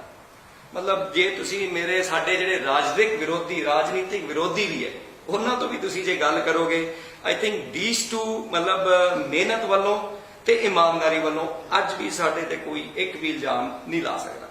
ਤੁਸੀਂ ਗੱਲ ਕੀਤੀ ਸੁਨੀਲ ਜੀ ਬਾਰੇ, ਮੈਂ ਤੁਹਾਨੂੰ ਦੱਸਣਾ ਚਾਹੁੰਦਾ, ਉਸ ਤੋਂ ਪਹਿਲੇ ਥੋੜਾ ਜਿਹਾ ਆਪਾਂ ਮਗਰ ਜਾਈਏ। ਜਦੋਂ ਸਜਨ ਕੁਮਾਰ ਜੀ ਵਾਸ ਮਿਨਿਸਟਰ, ਤੁਸੀਂ ਰਿਕਾਰਡ ਕਢਾ ਲਓ ਆਪਣੇ ਕੋਆਪਰੇਟਿਵ ਬੈਂਕ ਦਾ ਤੇ ਆਪਣੀ ਸ਼ੂਗਰ ਮਿਲ ਦਾ, ਐਂਡ ਉਸ ਟਾਈਮ ਸਪਿਨਿੰਗ ਆਪਣੇ ਫੈਕਟਰੀ ਹੁੰਦੀ ਸੀ ਕਾਟਨ ਦੀ। ਦੇ ਵਰ ਦ ਬੈਸਟ ਪਰਫਾਰਮਰਸ ਇਨ ਪੰਜਾਬ। ਠੀਕ ਹੈ ਜੀ। ਜੇ ਤੁਸੀਂ ਨਹਿਰਾਂ ਦੀ ਗੱਲ ਕੀਤੀ, ਜਾਖੜ ਸਾਹਿਬ ਲੈ ਕੇ ਆਏ ਸੀ। ਉਹਦੇ ਬਾਅਦ ਜਦੋਂ ਜੇ ਆਪਣੇ ਪਿੰਡਾਂ ਦੇ ਵਿੱਚ ਖਾੜਿਆਂ ਦਾ ਜੇ ਕੋਈ ਕੰਮ ਹੋਇਆ ਤੇ ਜਾਖੜ ਸਾਹਿਬ ਮਤਲਬ ਆਪਣੇ ਕਾਂਗਰਸ ਦੇ ਟਾਈਮ ਕੰਮ ਹੋਇਆ। ਐਂਡ ਤੁਸੀਂ ਜੂਸ ਫੈਕਟਰੀ ਦੀ ਇੱਕ ਸਪੈਸੀਫਿਕ ਗੱਲ ਕੀਤੀ, ਮੈਂ ਤੁਹਾਨੂੰ ਥੋੜਾ ਜਿਹਾ ਮਗਰ ਲੈ ਕੇ ਜਾਂਦਾ। ਜਦੋਂ ਫਰਸਟ ਟਾਈਮ ਸੁਨੀਲ ਜੀ MLA ਬਣੇ ਸੀਗੇ ਤੇ ਉਹਨਾਂ ਦੇ ਲਾਸਟ ਟਰਮ ਦੇ ਦੌਰਾਨ, ਕਿਉਂਕਿ ਅਵਨੀ ਜੀ ਤੁਸੀਂ ਸਮਝਦਾਰ ਹੋ, ਤੁਹਾਨੂੰ ਪਤਾ ਹੈ ਕਿ ਕੰਮ ਸਰਕਾਰ ਰਾਹੀਂ ਆਉਂਦਾ। ਤੁਸੀਂ MLA ਹੋ ਸਕਦੇ ਹੋ, MP ਹੋ ਸਕਦੇ ਹੋ, ਅਗਰ ਜੇ ਸਰਕਾਰ ਦੇ ਵਿੱਚ ਤੁਸੀਂ ਨਹੀਂ ਹੋ ਤੇ ਮਤਲਬ ਤੁਸੀਂ ਕੋਈ ਕੰਮ ਨਹੀਂ ਕਰਾ ਸਕਦੇ। And during the last I think ਫਿਊ months, ਉਸ ਟਾਈਮ ਕੈਪਟਨ ਸਾਹਿਬ ਦੀ ਸਰਕਾਰ ਦੇ ਵਿੱਚ ਆ ਜਿਹੜੀ ਕਿੰਨੂ ਫੈਕਟਰੀ ਦੀ ਜਿਹੜੀ ਤੁਸੀਂ ਗੱਲ ਕਰ ਰਹੇ ਹੋ, ਉਸ ਟਾਈਮ ਆ ਬਣਾਈ ਗਈ ਸੀ। ਬਾਹਰੋਂ ਇਟਲੀ ਤੋਂ ਸਪੈਸ਼ਲ ਮਸ਼ੀਨਾਂ ਆਈ ਸੀ। ਉਹਦੇ ਬਾਅਦ ਅਨਫੋਰਚੂਨੇਟਲੀ ਉਹਦੇ ਬਾਅਦ ਸਰਕਾਰ ਬਦਲ ਗਈ ਤੇ ਸਰਕਾਰ ਆ ਗਈ ਬਾਦਲ ਸਾਹਿਬ। ਲੇਕਿਨ ਹੁਣ ਤਾਂ ਸਰਕਾਰ ਤੁਹਾਡੀ ਹੈ। ਇੱਕ ਮਿੰਟ ਜੀ, ਲੈਟ ਮੀ ਫਿਨਿਸ਼। ਤੁਸੀਂ ਮੈਨੂੰ ਇੱਕ ਪਲੀਜ਼ ਮੌਕਾ ਦਿਓ। ਉਹਦੇ ਬਾਅਦ 10 ਸਾਲ ਮੈਨੂੰ ਜੀ 10 ਸਾਲ ਆ ਫੈਕਟਰੀ ਬੰਦ ਰਹੀ। ਕਿਉਂ ਨਹੀਂ ਸੁਖਬੀਰ ਬਾਦਲ ਜੀ ਨੂੰ ਆ ਫੈਕਟਰੀ ਯਾਦ ਆਈ? ਐਂਡ ਦੇਖੋ 10 ਸਾਲ ਇਜ਼ ਅ ਲੌਂਗ ਟਾਈਮ। 10 ਤੁਸੀਂ ਫੈਕਟਰੀ ਬਣਾਤੀ, 10 ਸਾਲ ਉਹਨੂੰ ਸਾਂਭਿਆ ਨਹੀਂ ਤੇ ਹੁਣ ਤੁਸੀਂ ਕਹਿੰਦੇ ਵੀ ਓਵਰਨਾਈਟ ਉਹਨੂੰ ਕਰ ਦਿਓ। ਅਵਨੀ ਜੀ, ਮੈਂ ਤੁਹਾਨੂੰ ਦੱਸਣਾ ਚਾਹੁੰਦਾ, ਜਿਵੇਂ ਆਪਾਂ ਸ਼ੁਰੂ ਦੇ ਵਿੱਚ ਗੱਲ ਕਰ ਰਹੇ ਸੀ ਇਕਨੋਮੀ ਦੀ, ਆਪਣੀ ਜਿਹੜੀ ਆਰਥਿਕ ਸਥਿਤੀ ਹੈ, ਕਈ ਵਾਰੀ ਲੋਕੀ ਇਸ ਚੀਜ਼ ਨੂੰ ਕਨੈਕਟ ਨਹੀਂ ਕਰਦੇ। ਆਪਣੀ ਪੂਰੇ, ਜੇ ਮੈਂ ਅਬੋਹਰ ਦੀ ਸਪੈਸੀਫਿਕ ਥੋੜੀ ਜਿਹੀ ਗੱਲ ਕਰਾਂ ਤੇ ਸਾਰਾ ਕੰਮ ਅਬੋਹਰ ਦੀ ਮੰਡੀ ਦਾ ਖੇਤੀਬਾੜੀ ਦੇ ਉੱਤੇ ਨਿਰਭਰ ਹੈ ਵੀ ਜੇ ਫਸਲ ਵਧੀਆ ਹੋਊਗੀ ਤੇ ਉਹ ਫਸਲ ਮੰਡੀ 'ਚ ਆਊਗੀ ਤੇ ਸਾਰੀ ਸਰਕੂਲੇਸ਼ਨ, ਕੋਈ ਦੁਕਾਨ ਜੇ ਚੱਲਣੀ ਹੈ, ਕੋਈ ਸਟੂਡੀਓ ਜੇ ਚੱਲਣਾ ਹੈ, ਕੋਈ ਮਤਲਬ ਜਿੰਨਾ ਵੀ ਕੋਈ ਕਾਰੋਬਾਰ ਦਿਹਾੜੀ ਜਾਂਦਾ ਹੈ, ਕੁਝ ਵੀ, everything is related to agriculture. ਜੇ ਫਸਲ ਹੋਊਗੀ ਤਾਂ ਮੰਡੀ ਚੱਲੂਗੀ, ਮੰਡੀ ਇੱਕ ਕਾਮਯਾਬ ਹੋਊਗੀ। ਸੋ ਕਿਸਾਨ ਦਾ ਤੇ ਵਪਾਰੀ ਦਾ ਬਿਲਕੁਲ ਮਤਲਬ ਇਟ ਇਜ਼ ਰਿਲੇਸ਼ਨਸ਼ਿਪ ਹੈਗੀ ਹੈ। ਤੇ ਤੁਸੀਂ ਰਿਕਾਲ ਜੇ ਕਰੋਗੇ 10 ਸਾਲ ਜਦੋਂ ਬਾਦਲ ਸਾਹਿਬ ਮੁੱਖ ਮੰਤਰੀ ਸੀਗੇ, ਸੁਖਬੀਰ ਜੀ ਡਿਪਟੀ CM ਸੀਗੇ, ਸਾਡੇ ਅਬੋਹਰ ਦੇ ਵਿੱਚ why was not a penny single penny spent on development. Jakhar Sahib was MLA, 10 ਸਾਲ ਐਮਐਲਏ ਸੀਗੇ। ਮੈਂ ਮੇਰੇ ਜਿਹੜੇ ਵਿਰੋਧੀ ਬੀਜੇਪੀ ਦੇ ਵੀ ਹੈ, ਅਕਾਲੀ ਦਲ ਲੋਕਲ ਵੀ ਹੈ, ਤੁਸੀਂ ਮੈਨੂੰ ਆંકੜੇ ਦਿਖਾ ਦਿਓ ਵੀ ਉਸ 10 ਸਾਲਾਂ ਦੇ ਵਿੱਚ ਤੁਸੀਂ ਕੀ ਕੁਝ ਕੀਤਾ। ਬੜੀ ਮੁਸ਼ਕਿਲ ਨਾਲ ਜਦੋਂ ਸੁਨੀਲ ਜੀ ਬਿਕੇਮ ਦਾ ਐਮਐਲਏ ਫਰਸਟ ਟਾਈਮ, ਉਸ ਟਾਈਮ ਸਰਕਾਰ ਅਕਾਲੀ ਦਲ ਦੀ ਸੀਗੀ। ਜਦੋਂ ਸਰਕਾਰ ਆਪਣੀ ਆਈ ਤੇ ਸ਼ਹਿਰ ਦੇ ਮਾੜੇ ਹਾਲਾਤ ਸੀਗੇ, ਮਸਾਂ ਉਹਨਾਂ ਨੇ ਉਹਨੂੰ ਠੀਕ ਠਾਕ ਕਰਾ ਕੇ that's why won by big margin. ਪਰ ਅਗਲੇ 10 ਸਾਲ ਸਿਰਫ ਕਿਉਂਕਿ ਸੁਨੀਲ ਜਾਖੜ ਜੀ ਹਮੇਸ਼ਾ ਉਹਨਾਂ ਨੇ, ਮੈਂ ਜਿਵੇਂ ਮੈਂ ਗੱਲ ਕਰ ਰਿਹਾ ਸੀ, ਇਮਾਨਦਾਰੀ ਨਾਲ, ਕਿਉਂਕਿ ਹੋਰ ਤਾਂ ਕੋਈ ਉਹਨਾਂ ਨੂੰ ਬਿਕੋਜ਼ ਮੈਂ ਇਮਾਨਦਾਰ ਹੈਗਾ, ਮੈਂ ਠੋਕ ਕੇ ਮੇਰੀ ਗੱਲ ਰੱਖਦਾ ਕਿ ਮੈਨੂੰ ਕਿਸੇ ਤੋਂ ਡਰ ਹੀ ਹੈ ਨਹੀਂ। ਜਿਹੜਾ ਇਮਾਨਦਾਰ ਬੰਦਾ ਹੋਊਗਾ ਉਹਨੂੰ ਕਿਸੇ ਤੋਂ ਡਰ ਨਹੀਂ। ਤੇ ਜਾਖੜ ਸਾਹਿਬ ਨੇ 10 ਸਾਲ ਲਗਾਤਾਰ ਆਵਾਜ਼ ਉਠਾਈ, ਅਸੈਂਬਲੀ ਦੇ ਵਿੱਚ ਆਵਾਜ਼ ਉਠਾਈ, ਕਿਸਾਨਾਂ ਦੀ ਗੱਲ ਕੀਤੀ, ਵਪਾਰੀਆਂ ਦੀ ਗੱਲ ਕੀਤੀ, ਮਜ਼ਦੂਰ ਦੀ ਗੱਲ ਕੀਤੀ, ਤੇ ਉਹਨਾਂ ਨੂੰ ਥੱਲੇ ਦਿਖਾਉਣ ਵਾਸਤੇ ਅਕਾਲੀ ਦਲ ਨੇ ਬਿਲਕੁਲ ਡਿਵੈਲਪਮੈਂਟ ਨਹੀਂ ਹੋਣ ਦਿੱਤੀ। ਹੁਣ ਜੇ ਮੈਂ ਪਿਛਲੇ 3 ਸਾਲਾਂ ਦੀ ਗੱਲ ਕਰਾਂ, ਹੁਣ ਜਿਹੜੇ 3 ਸਾਲ ਚਲੇ ਗਏ ਹੈ, ਆਫਟਰ ਮਤਲਬ ਅਰਸਾ ਬਾਅਦ ਸਾਡੀ ਨਹਿਰਾਂ ਦੇ ਉੱਤੇ ਕੰਮ ਹੋਇਆ, ਕਰੋੜਾਂ ਰੁਪਈਆ ਨਾਲ ਵਾਪਸ ਸਾਡੀ ਨਹਿਰਾਂ ਰਿਪੇਅਰ ਹੋਈ ਹੈ, ਨਵੀਂ ਬਣੀ ਹੈ। ਕਿਉਂ ਉਹਦੇ 'ਚ ਕਿਉਂ ਮੈਂ ਬਾਰ-ਬਾਰ ਗੱਲ ਕਰਦਾ, ਕਿਉਂਕਿ ਜੇ ਕੋਈ ਫਸਲ ਹੋਊਗੀ ਫੇਰ ਹੀ ਮੰਡੀ ਚੱਲੂਗੀ। ਤੁਸੀਂ ਇੰਪਲੋਇਮੈਂਟ ਦੀ ਗੱਲ ਕਰ ਰਹੇ ਸੀ, ਜੇ ਕੋਈ ਫਸਲ ਹੋਊਗੀ ਫੇਰ ਹੀ ਕੋਈ ਇੰਪਲੋਇਮੈਂਟ ਜਨਰੇਟ ਹੋਊਗੀ। ਤੁਸੀਂ ਟੈਕਸਿਸ ਦੀ ਗੱਲ ਕਰ ਰਹੇ ਸੀ ਕਿ ਜੇ ਕੋਈ ਫਸਲ ਹੋਊਗੀ ਫੇਰ ਹੀ ਅਬੋਹਰ ਸ਼ਹਿਰ 'ਚ ਕੁਝ ਮਤਲਬ ਡਿਵੈਲਪਮੈਂਟ ਹੋਊਗੀ। ਤੁਸੀਂ ਕੋਆਪਰੇਟਿਵ ਬੈਂਕ ਦੀ ਗੱਲ ਕਰਦੇ ਹੋ, ਤੁਸੀਂ ਪਤਾ ਕਰਾਓ, ਤੁਸੀਂ ਰਿਕਾਰਡ ਕਢਾਓ, ਜਦੋਂ ਕਾਂਗਰਸ ਦੀ ਸਰਕਾਰ ਸੀ, ਆਪਣਾ ਜਿਹੜਾ ਅਬੋਹਰ ਕੋਆਪਰੇਟਿਵ ਬੈਂਕ ਹੈ top performing banks in whole of Punjab, ਕਿਉਂਕਿ ਸਾਡੀ ਨੀਅਤ ਸਾਫ਼ ਸੀ, ਅਸੀਂ ਕਦੇ ਵੀ ਠੱਗੀ ਠੋਰੀ ਨਹੀਂ ਹੋਣ ਦਿੱਤੀ। ਅੱਜ ਵੀ ਤੁਸੀਂ ਸਾਡੇ ਵਿਰੋਧੀ ਤੋਂ ਜਾ ਕੇ ਪੁੱਛ ਲਓ, ਜੇ ਉਹ of the record on the record ਤਾਂ ਮੈਨੂੰ ਪਤਾ ਨਹੀਂ, ਆਫ ਦਾ ਰਿਕਾਰਡ ਉਹ ਅੱਜ ਵੀ ਮੰਨੂਗਾ ਵੀ ਵਾਕਈ ਯਾਰ ਇਹਨਾਂ ਦੇ ਮਤਲਬ ਇਹ ਚੀਜ਼ਾਂ ਕੰਮ ਬੋਲਦਾ। ਲੇਕਿਨ ਜਾਖੜ ਸਾਹਿਬ, ਤੁਸੀਂ ਜਿੱਥੇ ਅਕਾਲੀ ਸਰਕਾਰ ਦੇ ਉੱਪਰ, ਬੀਜੇਪੀ ਸਰਕਾਰ ਦੇ ਉੱਪਰ ਸਟੈਪ ਮਦਰ ਦਾ ਬਲੇਮ ਕਰ ਰਹੇ ਹੋ, ਲੇਕਿਨ ਹੁਣ ਤਾਂ ਗਵਰਨਮੈਂਟ ਪੰਜਾਬ ਸਰਕਾਰ, ਪੰਜਾਬ ਦੇ ਵਿੱਚ ਕਾਂਗਰਸੀ ਹੈ, ਹੁਣ ਤਾਂ ਜਾਖੜ ਸਾਹਿਬ ਦੀ ਸਰਕਾਰ ਹੈ, ਕੈਪਟਨ ਅਮਰਿੰਦਰ ਸਿੰਘ ਦੀ ਸਰਕਾਰ ਹੈ।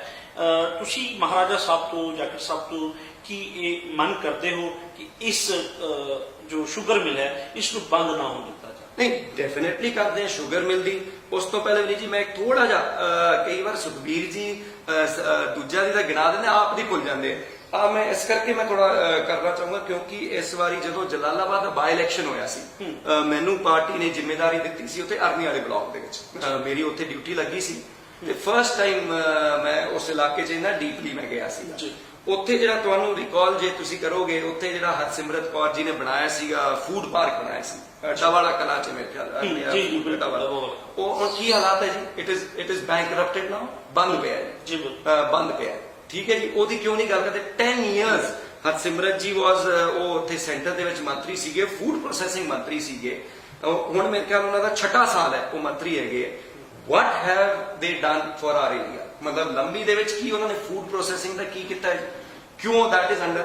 ਦੂਜਾ ਮੈਂ ਅਮਨੀਤ ਜੀ ਗੱਲ ਕਰਨਾ ਚਾਹੁੰਦਾ, ਮੈਂ ਜਦੋਂ ਜਲਾਲਾਬਾਦ 'ਚ ਗਿਆ ਸੀਗਾ, ਮੈਂ ਜਦੋਂ ਬਾਈ ਇਲੈਕਸ਼ਨ ਅਨਾਉਂਸ ਹੋਇਆ ਆਮਲਾ ਸਾਹਿਬ ਦਾ, ਮੈਂ ਥੋੜੀ ਮੇਰੇ ਮਨ 'ਚ ਬੜੀ ਝਿਜਕ ਸੀਗੀ। ਮੈਂ ਕਿਹਾ ਸੁਖਬੀਰ ਬਾਦਲ ਜੀ ਦਾ ਹਲਕਾ ਹੈ, 10 ਸਾਲ ਉਹ ਡਿਪਟੀ ਸੀਐਮ ਰਹੇ ਹੈ ਤੇ ਸਾਰਾ ਪੰਜਾਬ ਦਾ ਪੈਸਾ ਜਲਾਲਾਬਾਦ 'ਚ ਲੱਗਿਆ, ਇੱਥੇ ਲੋਕਾਂ ਨੂੰ ਕਿਵੇਂ ਜਾ ਕੇ ਵੋਟਾਂ ਮੰਗਾਂਗੇ? ਪਰ ਜਦੋਂ ਪਿੰਡਾਂ ਦੇ ਵਿੱਚ ਵੜੇ ਤੁਸੀਂ, ਮਤਲਬ ਉਹਨਾਂ ਦੇ ਸਕੂਲਾਂ ਦੇ ਹਾਲਾਤ, ਮਤਲਬ ਉਹਨਾਂ ਦੇ ਜਿਹੜੀ ਮੰਡੀਆਂ ਦੇ ਹਾਲਾਤ, ਉਹਨਾਂ ਦੇ ਮਤਲਬ ਜਿਹੜੇ ਇਰੀਗੇਸ਼ਨ ਚੈਨਲਸ ਹੈ ਜਿਨ੍ਹਾਂ ਨੂੰ ਆਪਾਂ ਖਾੜਾ ਕਹਿ ਦਿੰਦੇ, ਉਹਨਾਂ ਦੇ ਹਾਲਾਤ, ਮਤਲਬ ਇੰਨੇ ਮਾੜੇ ਹਾਲਾਤ ਸੀਗੇ ਪਿੰਡਾਂ ਦੇ। That's why people voted him out, because ਉੱਥੇ ਮਤਲਬ ਕਰੋੜਾਂ ਰੁਪਈਆ ਜਿਹੜਾ ਉਹਨਾਂ ਨੇ ਲਾਇਆ, ਉਹ ਸੀਮੈਂਟ ਸੜਕ ਦੇ ਇਲਾਵਾ ਮੈਨੂੰ ਤਾਂ ਕਿੱਥੇ ਡਿਵੈਲਪਮੈਂਟ ਵੇਖੀ ਨਹੀਂ। ਤੇ ਕਿਉਂ ਇੰਨੇ ਪੈਸੇ ਲਾਉਣ ਦੇ ਬਾਵਜੂਦ ਕਿਉਂ ਅਰਨੀ ਵਾਲਾ ਡਵਾਲਾ ਕਲਾਂ ਵਾਲਾ ਫੂਡ ਪ੍ਰੋਸੈਸਿੰਗ ਪਾਰਕ ਬੰਦ ਹੋ ਗਿਆ? ਤੇ ਕਿਉਂ ਉਹਦੇ ਇਲਾਵਾ, ਚਲੋ ਅਬੋਹਰ ਦੀ ਛੱਡੋ, ਬਲਵਾਣੇ ਦੀ ਛੱਡੋ, ਫਾਜ਼ਿਲਕਾ ਦੀ ਛੱਡੋ, ਕਿਉਂ ਨਹੀਂ ਉੱਥੇ ਹੋਰ ਇੰਡਸਟਰੀ ਆਈ? ਇੰਡਸਟਰੀ ਤਾਂ ਕੀ ਆਣੀ ਸੀ? ਤੁਹਾਡੇ ਕਿੰਨੇ ਜਿਹੜੇ ਔਨ ਰਿਕਾਰਡ ਹੈ ਸ਼ੈਲਰ ਕਿੰਨੇ ਬੰਦ ਹੋ ਗਏ? ਤੇ ਮਤਲਬ ਇਲਜ਼ਾਮ ਲਾਣਾ ਬਹੁਤ ਸੌਖਾ ਹੈ, ਕੰਮ ਕਰਨਾ ਬਹੁਤ ਔਖਾ। ਜਾਖੜ ਸਾਹਿਬ, ਤੁਸੀਂ ਕਹਿ ਰਹੇ ਹੋ ਕਿ ਸੁਖਬੀਰ ਬਾਦਲ ਦੇ ਟਾਈਮ ਦੇ ਵਿੱਚ ਜਲਾਲਾਬਾਦ ਦੇ ਵਿੱਚ ਵਿਕਾਸ ਨਹੀਂ ਹੋਏ, ਉੱਥੇ ਹਾਲਾਤ ਬੜੇ ਪੂਅਰ ਰਹੇ ਹੈ, ਕੰਡੀਸ਼ਨ ਜਿਹੜੀ ਹੈ। ਲੇਕਿਨ ਅਬੋਹਰ ਦੇ ਵਿੱਚ ਵੀ ਲੋਕਾਂ ਦਾ ਕਿਤੇ ਨਾ ਕਿਤੇ ਆਵਾਜ਼ ਜ਼ਰੂਰ ਉੱਠਦੀ ਹੈ ਕਿ ਸੈਨੀਟੇਸ਼ਨ ਦੇ ਹਾਲਾਤ ਅਬੋਹਰ ਦੀ ਬੜੀ ਮਾੜੀ ਹੋ ਚੁੱਕੀ ਹੈ, ਪਾਣੀ ਦੀ ਸਪਲਾਈ ਦੀ ਹਾਲਤ ਬੜੀ ਮਾੜੀ ਹੈ, ਸੜਕਾਂ ਦੀ ਹਾਲਤ ਬੜੀ ਮਾੜੀ ਹੈ। ਹੁਣ ਤੁਹਾਡਾ ਆਪਣਾ ਇਲਾਕਾ, ਤੁਹਾਡੀ ਸਰਕਾਰ ਵੀ ਹੈ, ਅਬੋਹਰ ਦੀ ਹਾਲਤ ਕਦੋਂ ਸੁਧਰੇ? ਅਬੋਹਰ ਦੀ ਹਾਲਾਤ ਨਹੀਂ ਜੀ, ਦੇਖੋ ਜਿਹੜੇ ਮੈਂ ਜਿਵੇਂ ਬਾਰ-ਬਾਰ ਗੱਲ ਕਰ ਰਿਹਾ, ਜਸਟ ਮਤਲਬ ਸੁਨੀਲ ਜਾਖੜ ਜੀ ਨੂੰ, ਕਾਂਗਰਸ ਪਾਰਟੀ ਨੂੰ ਥੱਲੇ ਦਿਖਾਉਣ ਵਾਸਤੇ ਜਿਹੜਾ ਅਬੋਹਰ ਦਾ ਪ੍ਰੋਜੈਕਟ ਪਹਿਲੇ ਪਾਸ ਹੋਇਆ ਸੀਗਾ ਸੀਵਰੇਜ ਦਾ ਤੇ ਪਾਣੀ ਦਾ, ਉਹਨੂੰ ਸਰਕਾਰ ਡਿਲੇ ਕਰਦੀ ਗਈ, ਅਕਾਲੀ ਬੀਜੇਪੀ ਸਰਕਾਰ ਡਿਲੇ ਕਰਦੇ ਗਏ। ਹੁਣ ਵਰਕ ਇਜ਼ ਗੋਇੰਗ ਔਨ, ਕਾਫੀ ਕੰਮ ਹੋ ਵੀ ਚੁੱਕਿਆ ਐਂਡ ਕੰਮ ਚੱਲ ਰਿਹਾ। ਤੇ ਦੇਖੋ ਜਦੋਂ ਆਪਾਂ ਇੱਕ ਆਪਣੇ ਮਕਾਨ ਨੂੰ ਵੀ ਜੇ ਆਪਾਂ ਰੈਨੋਵੇਟ ਕਰਨਾ ਹੁੰਦਾ ਟਾਈਮ ਲੱਗਦਾ, ਲੇਕਿਨ ਅਸੀਂ ਬਿਲਕੁਲ ਪਿਛਲੇ 3 ਸਾਲਾਂ ਦੇ ਵਿੱਚ ਤੁਸੀਂ ਜਾ ਕੇ ਦੇਖ ਲਓ ਕਿੰਨਾ ਕੰਮ ਹੋਇਆ, ਕੰਮ ਬਹੁਤ ਬਾਕੀ ਹੈ ਜੀ। ਲੋਕਾਂ ਦਾ ਮੈਂ ਇੱਕ ਤੁਹਾਡੇ ਨਾਲ ਹੋਰ ਤਿੱਖਾ ਸਵਾਲ ਹੈ ਕਿ ਲੋਕਾਂ ਦਾ ਇਹ ਕਹਿਣਾ ਹੈ ਕਿ ਜਾਖੜ ਸਾਹਿਬ ਨੇ ਇਸ ਪਰਿਵਾਰ ਨੂੰ ਲੋਕਾਂ ਨੇ 45 ਸਾਲ ਪਿਆਰ ਕੀਤਾ ਹੈ। ਪਿਛਲੇ 40-45 ਸਾਲਾਂ ਤੋਂ ਲੋਕ ਜਾਖੜ ਪਰਿਵਾਰ ਨੂੰ ਪਿਆਰ ਕਰਦੇ ਆ ਰਹੇ, ਜਾਖੜ ਪਰਿਵਾਰ ਦੇ ਨਾਲ ਜੁੜੇ ਹੋਏ ਆ ਔਰ ਜਾਖੜ ਪਰਿਵਾਰ ਨੂੰ ਚੁਣਦੇ ਆ ਰਹੇ ਆ। ਪਿਛਲੇ ਕੁਝ ਸਮੇਂ ਤੋਂ ਜਦੋਂ ਦੇ ਜਾਖੜ ਸਾਹਿਬ ਗੁਰਦਾਸਪੁਰ ਗਏ ਹੈ, ਉਸ ਤੋਂ ਬਾਅਦ ਉਹਨਾਂ ਦਾ ਪਿਆਰ ਆਪਣੇ ਇਲਾਕੇ ਨਾਲ ਘਟ ਗਿਆ ਹੈ। ਲੇਕਿਨ ਗੱਲ ਕਰੀਏ ਤੇ ਤੁਸੀਂ ਆਪਣੀ ਨੁਮਾਇੰਦਗੀ ਕਰ ਰਹੇ ਹੋ, ਜਾਖੜ ਸਾਹਿਬ ਦੀ ਨੁਮਾਇੰਦਗੀ ਦੇ ਤੌਰ ਤੇ ਤੁਸੀਂ ਅੱਗੇ ਅਬੋਹਰ ਦੇ ਵਿੱਚ ਅੱਗੇ ਆਏ ਹੋ। ਤੁਹਾਡੇ ਬਾਰੇ ਲੋਕ ਅੱਜ ਵੀ ਇਹ ਕਹਿੰਦੇ ਆ ਕਿ ਸੰਦੀਪ ਜਾਖੜ ਸਾਨੂੰ ਬਹੁਤ ਪਿਆਰ ਕਰਦੇ ਆ, ਸਾਡੇ ਵਿੱਚ ਆਉਂਦੇ ਆ, ਸਾਡੇ ਵਿੱਚ ਵਿਚਰਦੇ ਆ ਔਰ ਸਾਡੀ ਸਮੱਸਿਆਵਾਂ ਨੂੰ ਸੁਣਦੇ ਆ। ਕਿ ਜਾਖੜ ਸਾਹਿਬ ਨੂੰ ਵੀ ਨਹੀਂ ਆਉਣਾ ਚਾਹੀਦਾ ਜੀ ਇੱਥੇ? ਮੈਂ ਬਿਲਕੁਲ ਯੂ ਆਰ ਰੋਂਗ। ਜਾਖੜ ਸਾਹਿਬ ਦਾ ਅਬੋਹਰ ਦੇ ਪ੍ਰਤੀ ਪਿਆਰ ਕੋਈ ਨਹੀਂ ਘਟਿਆ, ਬਿਕੋਜ਼ ਉਹਨਾਂ ਤੇ ਰਿਸਪੌਂਸਿਬਿਲਿਟੀ ਜ਼ਿਆਦਾ ਆ ਗਈ। ਉਹ ਜਦੋਂ ਗੁਰਦਾਸਪੁਰ ਤੋਂ ਇਲੈਕਸ਼ਨ ਲੜਿਆ, ਪਹਿਲਾ ਇਲੈਕਸ਼ਨ ਉਹਨਾਂ ਨੇ ਗੁਰਦਾਸਪੁਰ ਤੋਂ ਲੜਿਆ, ਤੇ ਤੁਹਾਨੂੰ ਧਿਆਨ ਹੋਊਗਾ ਉਹਨਾਂ ਨੇ ਕੈਪਟਨ ਸਾਹਿਬ ਨੂੰ ਸਾਰਿਆਂ ਨੂੰ ਕਿਹਾ ਸੀ ਕਿ ਉੱਥੇ ਕਿਸੇ ਨੂੰ ਲੜਾਓ ਲੋਕਲ ਬੰਦੇ ਨੂੰ, ਬਟ ਨਹੀਂ, ਪਾਰਟੀ ਟੋਲਡ ਹਿਮ। ਉਹ ਗਏ, ਇਲੈਕਸ਼ਨ ਲੜਿਆ ਉੱਥੇ, ਫਿਰ ਪੰਜਾਬ ਦੇ ਪ੍ਰਧਾਨ ਬਣ ਗਏ, ਜ਼ਿੰਮੇਵਾਰੀਆਂ ਵੱਧ ਗਈ। ਐਂਡ ਅੱਜ ਵੀ ਜੇ ਮਤਲਬ ਜਾਖੜ ਸਾਹਿਬ ਦੀ ਪੋਲਿਟਿਕਸ ਦੀ ਉਹਨਾਂ ਦੀ ਕੀ ਸਾਡੇ ਪਰਿਵਾਰ ਦੀ ਸ਼ੁਰੂਆਤ ਇੱਥੋਂ ਹੋਈ ਹੈ। ਅਬੋਹਰ ਦੇ ਲੋਕਾਂ ਦਾ ਪਿਆਰ ਅੱਜ ਪਹਿਲੇ ਵੀ ਮਿਲਦਾ ਰਿਹਾ, ਅੱਜ ਵੀ ਮਿਲ ਰਿਹਾ, ਤੇ ਮੈਨੂੰ ਪੂਰੀ ਉਮੀਦ ਹੈ ਅੱਗੇ ਵੀ ਮਿਲੂਗਾ। ਤੇ ਦੂਜੀ ਨਹੀਂ ਜੀ, ਹਾਰ ਜਿੱਤ ਕੋਈ ਇਹਦੇ ਵਿੱਚ ਮਤਲਬ ਜਦੋਂ ਕੋਈ ਵੀ ਚੀਜ਼ ਹੈ, ਕੋਈ ਵੀ ਆਪਾਂ ਮੈਦਾਨ ਦੇ ਵਿੱਚ ਆਵਾਂਗੇ, this is not the first time we have lost election ਬਹੁਤ ਲੜੇ, ਜਿੱਤੇ ਵੀ ਹੈ, ਹਾਰੇ ਵੀ। ਪਰ ਜੇ ਜਿਵੇਂ ਮੈਂ ਤੁਹਾਨੂੰ ਬਾਰ-ਬਾਰ ਕਹਿ ਰਿਹਾ ਸੀਗਾ, ਸੁਨੀਲ ਜੀ ਮੈਨੂੰ ਆਹੀ ਗੱਲ ਕਹਿੰਦੇ ਵੀ ਜੇ ਮਿਹਨਤ ਕਰੋਗੇ ਔਰ ਇਮਾਨਦਾਰੀ ਨਾਲ ਕੰਮ ਕਰੋਗੇ ਮਤਲਬ ਯੂ ਵਿਲ ਸਕਸੀਡ। ਠੀਕ ਹੈ ਜੀ, ਦੁਨੀਆ ਦਾ ਅਸੂਲ ਹੈ, ups and down are part of life. ਮਤਲਬ ਹਾਰ ਜਿੱਤ ਲੋਕਾਂ ਦੇ ਪਿਆਰ ਦਾ ਪੈਮਾਨਾ ਨਹੀਂ ਹੈ, ਲੋਕਾਂ ਦਾ ਪਿਆਰ ਅੱਜ ਵੀ ਤੁਹਾਡੇ ਨਾਲ ਉਵੇਂ ਹੀ ਬਰਕਰਾਰ ਹੈ। ਤਾਂ ਆਉਣ ਵਾਲੇ ਦਿਨਾਂ ਵਿੱਚ ਅਬੋਹਰ ਦੇ ਲਈ ਤੁਹਾਡੇ ਕੋਲ ਕਿਹੜੇ ਪ੍ਰੋਜੈਕਟਸ ਨਵੇਂ ਆ, ਤੁਸੀਂ ਹੋਰ ਨਵਾਂ ਅਬੋਹਰ ਵਾਸਤੇ ਕੀ ਲੈ ਕੇ ਆਏ? ਦੇਖੋ ਜੀ, ਇਸ ਤੋਂ ਪਹਿਲੇ ਜਿਵੇਂ ਮੇਨ ਅਸੀਂ ਜ਼ੋਰ ਦੇਣਾ ਸੀਗਾ, ਸਭ ਤੋਂ ਪਹਿਲੇ ਸੀਵਰੇਜ ਤੇ ਸਾਡਾ ਜਿਹੜਾ ਵਾਟਰ ਦਾ ਨਵਾਂ ਵਾਟਰ ਵਰਕਸ ਬਾਹਰ ਮਨਜ਼ੂਰ ਹੋ ਗਿਆ ਉਹਦਾ, ਜਿਵੇਂ ਕਾਲਜ ਦਾ ਕੀਤਾ ਸੀ ਜੀ, ਵੈਟਰਨਰੀ ਕਾਲਜ ਅਨਾਉਂਸ ਹੋਇਆ ਸੀਗਾ। ਪਰ ਵਿਨੀਤ ਜੀ ਹੁਣ ਜਿਹੜੀ ਮੇਰੀ ਮਨ 'ਚ ਸ਼ੰਕਾ ਹੈਗੀ ਹੈ, ਤਾਂ ਹੁਣ ਸਮਾਂ ਹੀ ਬਤਾਊਗਾ, ਕਰੋਨਾ ਦੀ ਵਜ੍ਹਾ ਨਾਲ ਹੁਣ ਤੁਹਾਨੂੰ ਪਤਾ ਵੀ ਸਾਰਾ ਇੱਕਦਮ ਕੰਮ ਠੱਪ ਹੋ ਗਿਆ, ਐਵਰੀਥਿੰਗ ਹੈਜ਼ ਸ਼ਟ ਡਾਊਨ। ਹੁਣ ਪੂਰਾ ਹਿੰਦੁਸਤਾਨ ਦੀ ਆਰਥਿਕ ਸਥਿਤੀ ਮਤਲਬ ਪੂਰੇ ਹਿੰਦੁਸਤਾਨ ਦੀ ਜੇ ਆਪਾਂ ਆંકੜੇ ਕੱਢੀਏ, ਹੁਣ ਸਾਰੇ ਏਜੰਸੀਜ਼ ਵੀ ਉਹਨਾਂ ਨੇ ਮਤਲਬ ਡਾਊਨਗ੍ਰੇਡ ਕਰ ਰਹੇ ਨੇ, ਜਿਹੜਾ GDP ਦੀ ਪ੍ਰੋਜੈਕਸ਼ਨਸ ਹੈ ਉਹ ਡਾਊਨਗ੍ਰੇਡ ਹੋ ਰਹੀ, ਇੰਡਸਟਰੀਜ਼ ਬੰਦ ਹੋ ਗਈ ਹੈ। ਹੁਣ ਆਈ ਡੋਂਟ ਨੋ ਹੁਣ ਸਰਕਾਰ ਅੱਗੇ ਕਿਵੇਂ ਇਹਨੂੰ ਕਰੂਗੀ। ਮੈਂ ਕੈਪਟਨ ਸਾਹਿਬ ਨੂੰ ਆ ਰਿਕੁਐਸਟ ਕਰੂੰਗਾ ਵੀ ਹੁਣ ਟਾਈਮ ਉਹਨਾਂ ਨੇ ਕਮੇਟੀ ਵੀ ਸਪੈਸ਼ਲ ਕਮੇਟੀ ਬਿਠਾਈ। ਦੇਖੋ ਲੀਡਰਸ਼ਿਪ ਦੀ ਆਈ ਕੁਆਲਿਟੀ ਹੁੰਦੀ ਵੀ ਔਖਾ ਸਮਾਂ ਉਹਨਾਂ ਨੇ ਉਸੇ ਟਾਈਮ ਹੀ ਨੋਜ਼, ਤੇ ਉਹਨਾਂ ਨੇ ਮਨਮੋਹਨ ਸਿੰਘ ਜੀ ਜਿਨ੍ਹਾਂ ਨੂੰ ਜਦੋਂ ਯਾਦ ਕਰੋ ਪਹਿਲਾ ਜਿਹੜਾ ਰਿਸੈਸ਼ਨ ਆਇਆ ਸੀਗਾ ਦੁਨੀਆ ਦੇ ਵਿੱਚ, ਰਿਸੈਸ਼ਨ ਆਇਆ ਸੀ ਲੇਕਿਨ ਇੰਡੀਆ 'ਚ ਨਹੀਂ ਆਇਆ ਸੀ, ਪੂਰੀ ਦੁਨੀਆ ਕਹਿੰਦੀ ਸੀ ਇਹਨਾਂ ਤੋਂ ਵਧੀਆ ਅਰਥ ਸ਼ਾਸਤਰੀ ਕੋਈ ਨਹੀਂ। ਉਹਨਾਂ ਨੇ ਮਨਮੋਹਨ ਸਿੰਘ ਜੀ ਨੂੰ, ਮੋਂਟੇਕ ਸਿੰਘ ਜੀ ਆਲੂਵਾਲੀਆ ਜਿਹੜੇ ਸੀਗੇ ਉਹਨਾਂ ਨੂੰ ਨਾਲ ਲੈ ਕੇ ਰਿਕੁਐਸਟ ਕਰਕੇ ਦੇ ਬਹੁਤ ਅਗਰੀ, ਤੇ ਹੁਣ ਅੱਗੇ ਰੋਡ ਮੈਪ ਬਣਾਉਣਗੇ। ਐਂਡ ਜਿਵੇਂ ਮੈਂ ਕਹਿ ਰਿਹਾ ਸੀ, ਲੋਕਾਂ ਨੂੰ ਆਪਾਂ ਨੂੰ ਕੋਆਪਰੇਟ ਕਰਨਾ ਪਊਗਾ। ਐਂਡ ਦੂਜਾ ਇੱਕ ਹੋਰ ਮੈਂ ਤੁਹਾਨੂੰ ਗੱਲ ਕਹਿਣਾ ਚਾਹੁੰਦਾ, ਜਿਹੜਾ ਅਬੋਹਰ ਦੀ ਜਿਹੜੀ ਮਾੜੀ ਹਾਲਾਤ ਹੋਈ ਉਹਦੇ ਵਿੱਚ ਇੱਕ ਬਿਗ ਫੈਕਟਰ ਵਾਸ ਮਤਲਬ ਜਿਵੇਂ 10 ਸਾਲ ਉਹਨਾਂ ਦਾ ਰਾਜ ਤੱਕ ਸਾਡੀ ਜਿਹੜੀ ਅਬੋਹਰ ਦੀ ਮਿਊਨਿਸਪਲ ਕਮੇਟੀ ਸੀਗੀ 10 years it was ruled by BJP 10 years। ਤੇ ਮਤਲਬ ਮੇਰੇ ਤੋਂ ਤਾਂ ਸਾਰੇ ਅਵਨੀ ਜੀ ਸਵਾਲ ਕਰ ਲੈਂਦੇ ਤੇ ਮੈਨੂੰ ਕੋਈ ਘਬਰਾਹਟ ਨਹੀਂ ਹੈ ਕਿਉਂਕਿ ਮੇਰੀ ਨੀਅਤ ਸਾਫ਼ ਹੈ। ਮੈਂ ਠੋਕ ਕੇ ਕੋਈ ਵੀ ਜਿੱਥੇ ਜਾਂਦਾ ਮੈਂ ਜਾ ਕੇ ਸਵਾਲ ਸਾਡੇ ਸਾਹਮਣੇ ਜਦੋਂ ਸਾਡੇ ਨਾਲ ਰੂਬਰੂ ਹੋਏ ਓਪੋਜੀਸ਼ਨ, ਅਸੀਂ ਉਹਨਾਂ ਦੇ ਨਾਲ ਵੀ ਇਹੋ ਜਿਹੇ ਸਵਾਲ ਤੁਹਾਨੂੰ ਵਿਸ਼ਵਾਸ ਦਿਲਾਣੇ ਆ ਕਿ ਪੰਜਾਬਾਂ ਨੇ ਇਸੇ ਤਰੀਕੇ ਨਾਲ ਉਹਨਾਂ ਦੇ ਕੋਲ ਵੀ ਸਵਾਲ ਸ਼ਹਿਰ ਦੇ ਮਾੜੇ ਹਾਲਾਤ ਕਿੱਥੇ ਕਿਨੇ, ਬਟ ਹੁਣ ਮੇਨ ਸਾਡਾ ਫੋਕਸ ਰਹੂਗਾ ਇਨਫਰਾਸਟ੍ਰਕਚਰ। ਜਿਵੇਂ ਹਰ ਪਾਸੇ ਜਿਵੇਂ ਦੇਖੋ ਜਿਹੜੇ ਜਿੱਥੇ ਕੰਮ ਹੋ ਰਿਹਾ, ਸੜਕਾਂ ਪੱਟੀ ਪਈ ਹੈ ਤੇ ਬਹੁਤ ਮੁਸ਼ਕਿਲ ਹੈ। ਹੁਣ ਮੇਰੇ ਰਾਤ ਦਿਨ ਆਈ ਚਿੰਤਾ ਰਹਿੰਦੀ ਵੀ ਜਿਵੇਂ ਜਿਹੜਾ ਕੰਮ ਚੱਲ ਰਿਹਾ ਸੀ, ਜਿਹੜੀ ਬਾਹਰ ਦੀ ਲੇਬਰ ਸੀ ਉਹ ਹੁਣ ਚਲੀ ਗਈ ਹੈ ਕਿਉਂਕਿ ਜਿਹੜਾ ਲੇਬਰ ਨੇ ਕੰਮ ਕਰਨਾ ਸੀਗਾ ਸੀਵਰੇਜ ਦਾ, ਸੜਕਾਂ ਦਾ, ਹੁਣ ਉਹ ਕਿਵੇਂ ਮੈਨੇਜ ਕਰਾਂਗੇ, ਕਦੋਂ ਲੇਬਰ ਵਾਪਸ ਆਊਗੀ। ਸੋ ਦੇयर ਲੋਟ ਆਫ ਥਾਟਸ। ਇੱਕ ਜਿਹੜਾ ਮੇਨ ਮੇਰੇ ਮਨ 'ਚ ਹਮੇਸ਼ਾ ਸਵਾਲ ਰਹਿੰਦਾ ਹੈ, ਅਬੋਹਰ ਦੀ ਜਿਹੜੀ ਸਭ ਤੋਂ ਵੱਡੀ ਸਾਡੀ ਜਿਹੜੀ ਪ੍ਰੋਬਲਮ ਹੈਗੀ ਹੈ ਸ਼ਹਿਰ ਦੀ, ਜਿਹੜੀ ਸਾਡੀ ਕਮੇਟੀ ਹੈ ਕਮੇਟੀ ਦਾ ਜਿਹੜਾ ਫਿਕਸਡ ਐਕਸਪੈਂਸ ਹੈ ਜੀ ਤੇ ਜਿਹੜਾ ਫਿਕਸਡ ਇਨਕਮ ਹੈ ਜੀ ਉਹਦੇ ਵਿੱਚ ਜ਼ਮੀਨ ਆਸਮਾਨ ਦਾ ਅੰਤਰ ਹੈ। ਮਤਲਬ ਹਰ ਮਹੀਨੇ ਘੱਟੋ ਘੱਟ 25-30 ਲੱਖ ਦਾ ਸ਼ਾਰਟਫਾਲ ਹੈਗਾ ਹੀ ਹੈਗਾ। ਤੇ ਮੇਰੇ ਮਨ ਦੇ ਵਿੱਚ ਹਮੇਸ਼ਾ ਚਿੰਤਾ ਰਹਿੰਦੀ ਹੈ ਤੇ ਮੇਰਾ ਜੇ ਮਤਲਬ ਬੀਜੇਪੀ ਤੋਂ ਮੇਰੇ ਤੋਂ ਸਭ ਤੋਂ ਜ਼ਿਆਦਾ ਜੇ ਮੈਂ ਉਹਨਾਂ ਨੂੰ ਉਲਾਮਾ ਦੇਣਾ ਚਾਹੂੰਗਾ ਜਾਂ ਸਭ biggest grievance I have against them is 10 years they ruled the committee ਤੇ ਉਹਨਾਂ ਨੇ ਇਹਦਾ ਕੋਈ ਮਤਲਬ they did not manage to come to a solution ਵੀ ਜਦੋਂ ਤੱਕ ਆਪਾਂ ਬੁੱਕਸ ਬਰਾਬਰ ਨਹੀਂ ਕਰਾਂਗੇ ਵੀ ਜੀ ਆਪਾਂ ਡਿਵੈਲਪਮੈਂਟ ਕਿਵੇਂ ਕਰਾਂਗੇ। ਜਿਹੜਾ ਜਿੰਨਾ ਪੈਸਾ ਆਉਂਦਾ ਉਹ ਤਨਖਾਹ ਤੇ ਲੱਗ ਜਾਂਦਾ ਤੇ ਹਾਊ ਵਿਲ ਵੀ ਡਿਵੈਲਪ। ਜੀ ਜਾਖੜ ਸਾਹਿਬ ਬਤੌਰ ਸੰਦੀਪ ਜਾਖੜ ਅਬੋਹਰ ਦੀ ਜਨਤਾ ਤੁਹਾਨੂੰ ਆਉਣ ਵਾਲੇ ਐਮਐਲਏ ਦੇ ਰੂਪ ਵਿੱਚ ਦੇਖਦੀ ਹੈ। ਤੁਸੀਂ ਉਹਨਾਂ ਦੀ ਉਮੀਦਾਂ ਤੇ ਖਰਾ ਉਤਰਨ ਦੇ ਲਈ ਕਿੰਨਾ ਕੁ ਸક્ષਮ ਹੋ ਔਰ ਕੀ ਸੋਚਦੇ ਹੋ? ਵਿਨੀਤ ਜੀ ਮੈਂ ਤਾਂ ਕਾਂਗਰਸ ਪਾਰਟੀ ਦੇ ਸਿਪਾਹੀ ਆ। ਉਹ ਤਾਂ ਪਾਰਟੀ ਨੇ ਜਦੋਂ ਇਲੈਕਸ਼ਨ ਆਣਗੇ ਪਾਰਟੀ ਫੈਸਲਾ ਕਰੂਗੀ। ਜੇ ਪਾਰਟੀ ਮੈਨੂੰ ਕਹਿੰਦੀ ਹੈ ਵੀ ਸੰਦੀਪ ਤੁਸੀਂ ਇਲੈਕਸ਼ਨ ਲੜੋ ਐਂਡ ਜੇ ਮੇਰਾ ਪਰਿਵਾਰ ਮੈਨੂੰ ਕਹਿੰਦਾ ਵੀ ਸੰਦੀਪ ਇਲੈਕਸ਼ਨ ਲੜੋ ਤਾਂ ਡੈਫੀਨੇਟਲੀ ਲੜਾਂਗੇ। It is all the parties decision. ਜੀ ਆਪਾਂ ਗੱਲ ਕਰੀਏ ਜਾਖੜ ਸਾਹਿਬ ਆਪਣੇ ਜ਼ਿਲ੍ਹੇ ਦੀ। ਮੈਂ ਵੀ ਇਸੇ ਜ਼ਿਲ੍ਹੇ ਤੋਂ ਬਿਲੋਂਗ ਕਰਦਾ ਹਾਂ, ਇੱਥੋਂ ਦਾ ਜੰਪਲ ਹਾਂ, ਤੁਸੀਂ ਵੀ ਇੱਥੋਂ ਦੇ ਜੰਪਲ ਹੋ।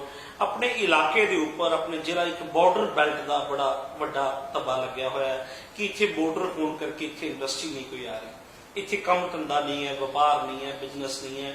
ਲੋਕ ਜਿਹੜੇ ਨੇ ਉਹ ਬੜੇ ਪਿਛੜੇ ਹੋਏ, ਆਰਥਿਕ ਰੂਪ ਤੋਂ ਬੜੇ ਪਿਛੜੇ ਨੇ। ਅਗਰ ਐਜੂਕੇਸ਼ਨ ਰੂਪ ਤੋਂ ਗੱਲ ਕਰੀਏ ਤਾਂ ਲੋਕ ਇੱਥੇ ਬਹੁਤ ਪੜ੍ਹੇ ਲਿਖੇ, ਲੇਕਿਨ ਆਰਥਿਕ ਰੂਪ ਤੇ ਲੋਕ ਬੜੇ ਪਿਛੜੇ ਹੋਏ ਨੇ। ਅੰਮ੍ਰਿਤਸਰ ਵੀ ਇੱਕ ਬਾਰਡਰ ਏਰੀਆ ਹੈ, ਗੁਰਦਾਸਪੁਰ ਵੀ ਇੱਕ ਬਾਰਡਰ ਏਰੀਆ ਹੈ। ਅਗਰ ਉੱਥੇ ਇੰਡਸਟਰੀ ਸਟੈਬਲਿਸ਼ ਹੋ ਸਕਦੀ ਹੈ, ਉੱਥੇ ਵੱਡੇ ਉਦਯੋਗ ਆ ਸਕਦੇ ਹੈ, ਤਾਂ ਫਿਰ ਫਾਜ਼ਿਲਕਾ ਜ਼ਿਲ੍ਹੇ ਵਿੱਚ ਕਿਉਂ ਨਹੀਂ ਆ ਸਕਦੇ? ਤੁਸੀਂ ਇਹਦੀ ਮੰਗ ਵੀ ਜਾਖੜ ਸਾਹਿਬ ਤੋਂ ਕਦੇ ਕੀਤੀ? ਨਹੀਂ ਹਮੇਸ਼ਾ ਗੱਲ ਕੀਤੀ, ਪਰ ਇਹਦੇ ਵਿੱਚ ਜੀ ਤੁਹਾਨੂੰ ਸਮਝਣਾ ਪਊਗਾ ਵੀ ਮੇਨ ਆਪਾਂ ਨੂੰ ਆਪਣੇ ਜ਼ਿਲ੍ਹੇ ਨੂੰ ਜਿਹੜਾ ਤੁਸੀਂ ਤਾਂ ਕਹਿਤਾ ਵੀ ਦੱਬਾ ਲੱਗਿਆ, ਦੱਬਾ ਨਹੀਂ, ਇਟ ਇਜ਼ ਅਨਫੋਰਚੂਨੇਟਲੀ ਆਪਣੀ ਜਿਹੜੀ ਜਿਓਗ੍ਰਾਫਿਕਲ ਲੋਕੇਸ਼ਨ ਹੈ, ਵੀ ਆਰ ਲੋਕੇਟਡ ਇਨ ਸੱਚ ਅ ਵੇ ਤੋਂ ਆਪਣੇ ਵਾਸਤੇ ਇੱਕ ਹਮੇਸ਼ਾ ਇੱਕ ਡਰਾਬੈਕ ਹੈ। ਕਿਉਂਕਿ ਕੋਈ ਇੰਡਸਟਰੀ ਜਿਹੜਾ ਵੀ ਲਾਊਗਾ ਇੰਡਸਟਰੀ ਲਾਊਗਾ ਉਹਨੂੰ ਐਕਸੈਸ ਚਾਹੀਦਾ ਮਤਲਬ ਮਾਰਕੀਟਸ ਨੂੰ। ਕਿਉਂਕਿ ਤੁਸੀਂ ਅੰਮ੍ਰਿਤਸਰ ਦੀ ਗੱਲ ਕੀਤੀ, ਦੇਖੋ Amritsar main it is because of the golden temple and ਮਤਲਬ ਉੱਥੇ ਪੁਰਾਣਾ ਬਹੁਤ ਵੱਡਾ ਵੀ ਸ਼ਹਿਰ ਹੈ, ਉੱਥੇ ਟੂਰਿਜ਼ਮ ਵੀ ਬਹੁਤ ਹੈ। ਉਹਦੇ ਨਾਲ ਕਿੰਨਾ ਉਹਨਾਂ ਦਾ ਮਤਲਬ ਆਈ ਥਿੰਕ ਮੋਰ ਦੈਨ 50% ਕੰਮ ਉਹਦੇ ਤੇ ਚੱਲਦਾ ਹੈ। ਐਂਡ ਈਵਨ ਅਦਰਵਾਈਜ਼ ਜੇ ਆਪਾਂ ਇੰਡਸਟਰੀ ਦੀ ਗੱਲ ਕਰੀਏ ਅੰਮ੍ਰਿਤਸਰ ਦੇ ਵਿੱਚ ਇੰਨੀ ਇੰਡਸਟਰੀ ਹੈ ਨਹੀਂ, ਬਟ ਗੁਰਦਾਸਪੁਰ ਕਿਉਂਕਿ ਉਹਨਾਂ ਦੀ ਲੋਕੇਸ਼ਨ ਐਂਡ ਉੱਥੇ ਉਹਨਾਂ ਦੇ ਕੋਲੇ ਹਾਈਡਰੋ ਦੇ ਜਿਹੜੇ ਮਤਲਬ ਹੈਗੇ ਹੈ ਐਂਡ ਐਕਸੈਸ ਟੂ ਹਿਮਾਚਲ, ਉੱਥੇ Jammu and Kashmir, so they have a favourable location. But Jakhar Sahib ਨਾਲ ਹਮੇਸ਼ਾ ਸਾਡੀ ਗੱਲ ਹੁੰਦੀ ਰਹਿੰਦੀ ਹੈ ਵੀ ਇਹਦੇ ਬਾਰੇ and we are always thinking ਵੀ ਕਿਵੇਂ ਕੋਈ ਨਾ ਕੋਈ ਪ੍ਰੋਜੈਕਟ ਇੱਥੇ ਲੈ ਕੇ ਆਇਆ ਜਾਵੇ। ਜੀ ਜਾਖੜ ਸਾਹਿਬ ਕੋਈ ਸਮਾਂ ਸੀਗਾ ਫਾਜ਼ਿਲਕਾ ਜ਼ਿਲ੍ਹਾ ਕਾਟਨ ਇੰਡਸਟਰੀ ਦੇ ਨਾਮ ਨਾਲ ਜਾਣਿਆ ਜਾਂਦਾ ਸੀਗਾ। ਇੱਥੋਂ ਦੀ ਕਾਟਨ ਜਿਹੜੀ ਹੈ ਇੱਥੇ ਵਪਾਰੀ ਸਿਰਸਾ ਤੋਂ ਹਿਸਾਰ ਤੋਂ ਖਰੀਦਣ ਵਾਸਤੇ ਫਾਜ਼ਿਲਕਾ ਦੇ ਵਿੱਚ ਆਉਂਦੇ ਸੀਗੇ। ਇੱਥੋਂ ਦਾ ਜੋ ਕਾਟਨ ਵਪਾਰੀ ਸੀ, ਹਾਲਾਤ ਇਸ ਤਰ੍ਹਾਂ ਦੇ ਹੋਏ ਕਿ ਉਹ ਕੰਗਾਲੀ ਦੀ ਕਗਾਰ ਤੇ ਆ ਗਏ। ਕਾਟਨ ਇੰਡਸਟਰੀ ਨੂੰ, ਕਾਟਨ ਬੈਲਟ ਨੂੰ ਬਹੁਤ ਵੱਡਾ ਝਟਕਾ ਲੱਗਿਆ ਪਿਛਲੇ ਸਮੇਂ ਦੇ ਦੌਰਾਨ। ਔਰ ਜੋ ਕਾਟਨ ਨਾਲ ਜੁੜੇ ਹੋਏ ਲੋਕ ਸੀ, ਜੋ ਕਾਟਨ ਦਾ ਵਪਾਰ ਕਰਦੇ ਸੀ, ਉਹ ਲੋਕਾਂ ਦੀ ਹਾਲਤ ਬਹੁਤ ਕਮਜ਼ੋਰ ਹੋ ਗਈ। ਲੇਕਿਨ ਬਾਹਰ ਜਿਹੜੇ ਨੇ ਵਪਾਰੀ ਨੇ, ਜਿਹੜੇ ਇੱਥੋਂ ਖਰੀਦ ਕਰਦੇ ਸੀ, ਅੱਜ ਉਹ ਵਪਾਰੀ ਬਹੁਤ ਸਟਰੋਂਗ ਹੋ ਗਏ ਨੇ। ਕਾਟਨ ਬੈਲਟ ਦੇ ਉੱਪਰ ਐਡੀ ਵੱਡੀ ਮਾਰ ਪੈਣ ਦਾ ਕੀ ਕਾਰਨ ਹੈ? ਔਰ ਜੇ ਮਾਰ ਪਈ ਤਾਂ ਸਰਕਾਰਾਂ ਨੇ ਇਹਨੂੰ ਸੰਭਾਲਿਆ ਕਿਉਂ? ਮਨੀ ਜੀ ਜਿਹੜੀ ਆ ਤੁਸੀਂ ਬਹੁਤ ਵਧੀਆ ਸਵਾਲ ਕੀਤਾ ਤੁਸੀਂ।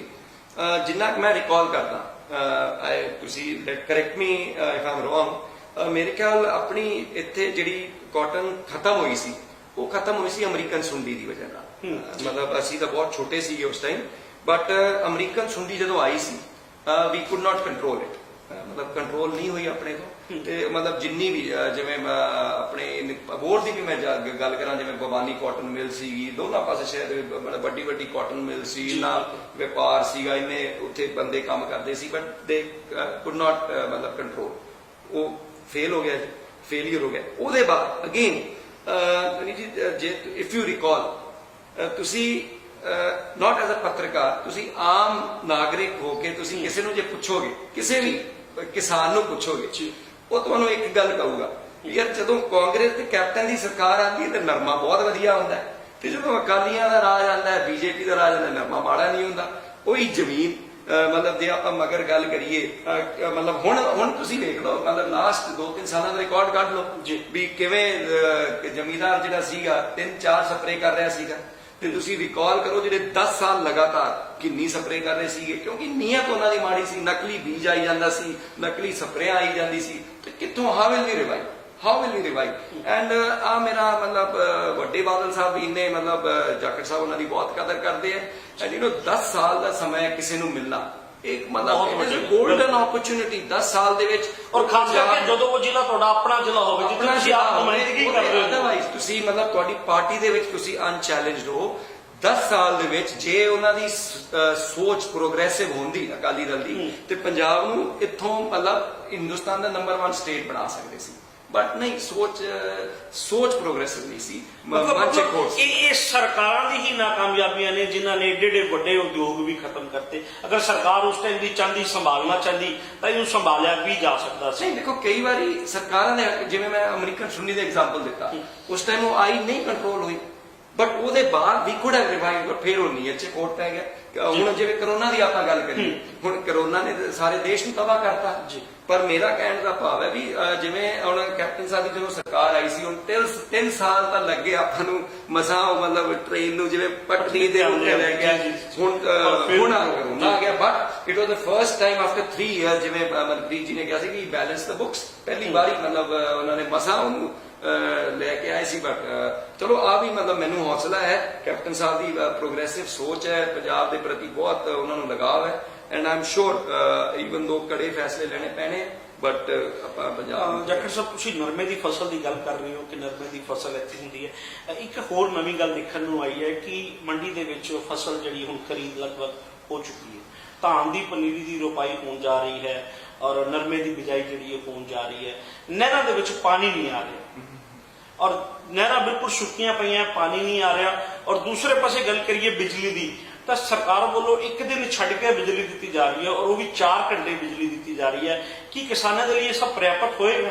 ਨਹੀਂ ਮਨੀਸ਼ ਜੀ ਦੇਖੋ, ਇੱਕ ਤਾਂ ਨਹਿਰਾਂ ਦੀ ਜੇ ਆਪਾਂ ਗੱਲ ਕਰੀਏ, ਸਾਡਾ ਜਿਹੜਾ ਸਿਸਟਮ ਅਬੋਰ ਸਿਸਟਮ ਹੈ, ਆਈ ਥਿੰਕ 10 ਦਿਨਾਂ ਦੇ ਵਿੱਚ ਪਾਣੀ ਆ ਜਾਣਾ ਚਾਹੀਦਾ, ਕਿਉਂਕਿ ਉਹ ਸਫਾਈ ਕਰ ਰਹੇ ਨੇ। ਕਿਉਂਕਿ ਸਾਡੇ ਇੱਥੇ ਥੋੜੀ ਜੀ ਮੈਂ ਤੁਹਾਨੂੰ ਲੈ ਕੇ ਜਾਣਾ ਚਾਹੂੰਗਾ ਦਿੱਕਤ, ਜੇ ਅਬੋਰ ਏਰੀਆ, ਅਬੋਰ ਤੇ ਬਲਵਾਣੇ ਦੀ ਮੈਂ ਜੇ ਗੱਲ ਕਰਾਂ, ਸਾਡਾ ਏਰੀਆ ਹੁਣ ਬਾਗਾਂ ਦਾ ਏਰੀਆ ਜ਼ਿਆਦਾ ਹੋ ਗਿਆ ਤੇ ਇਸ ਕਰਕੇ ਥੋੜਾ ਜਿਹਾ ਕਈ ਵਾਰੀ ਮਤਲਬ ਜਿਵੇਂ ਪਾਣੀ ਦਾ ਡਿਮਾਂਡ ਦਾ ਹੁੰਦਾ ਹੈ, ਬਾਗਾਂ ਦਾ ਟਾਈਮ ਹੁੰਦਾ ਹੈ ਦੂਜੀ, ਤੇ ਉੱਥੇ ਥੋੜਾ ਜਿਹਾ ਮਿਸਮੈਚ ਹੋ ਜਾਂਦਾ ਹੈ, ਬਟ ਸਫਾਈ ਹੁਣ ਹੋ ਜੂਗੀ, ਆਈ ਥਿੰਕ ਵਿਦਿਨ 10 ਡੇਜ਼ ਆ ਜੂਗਾ।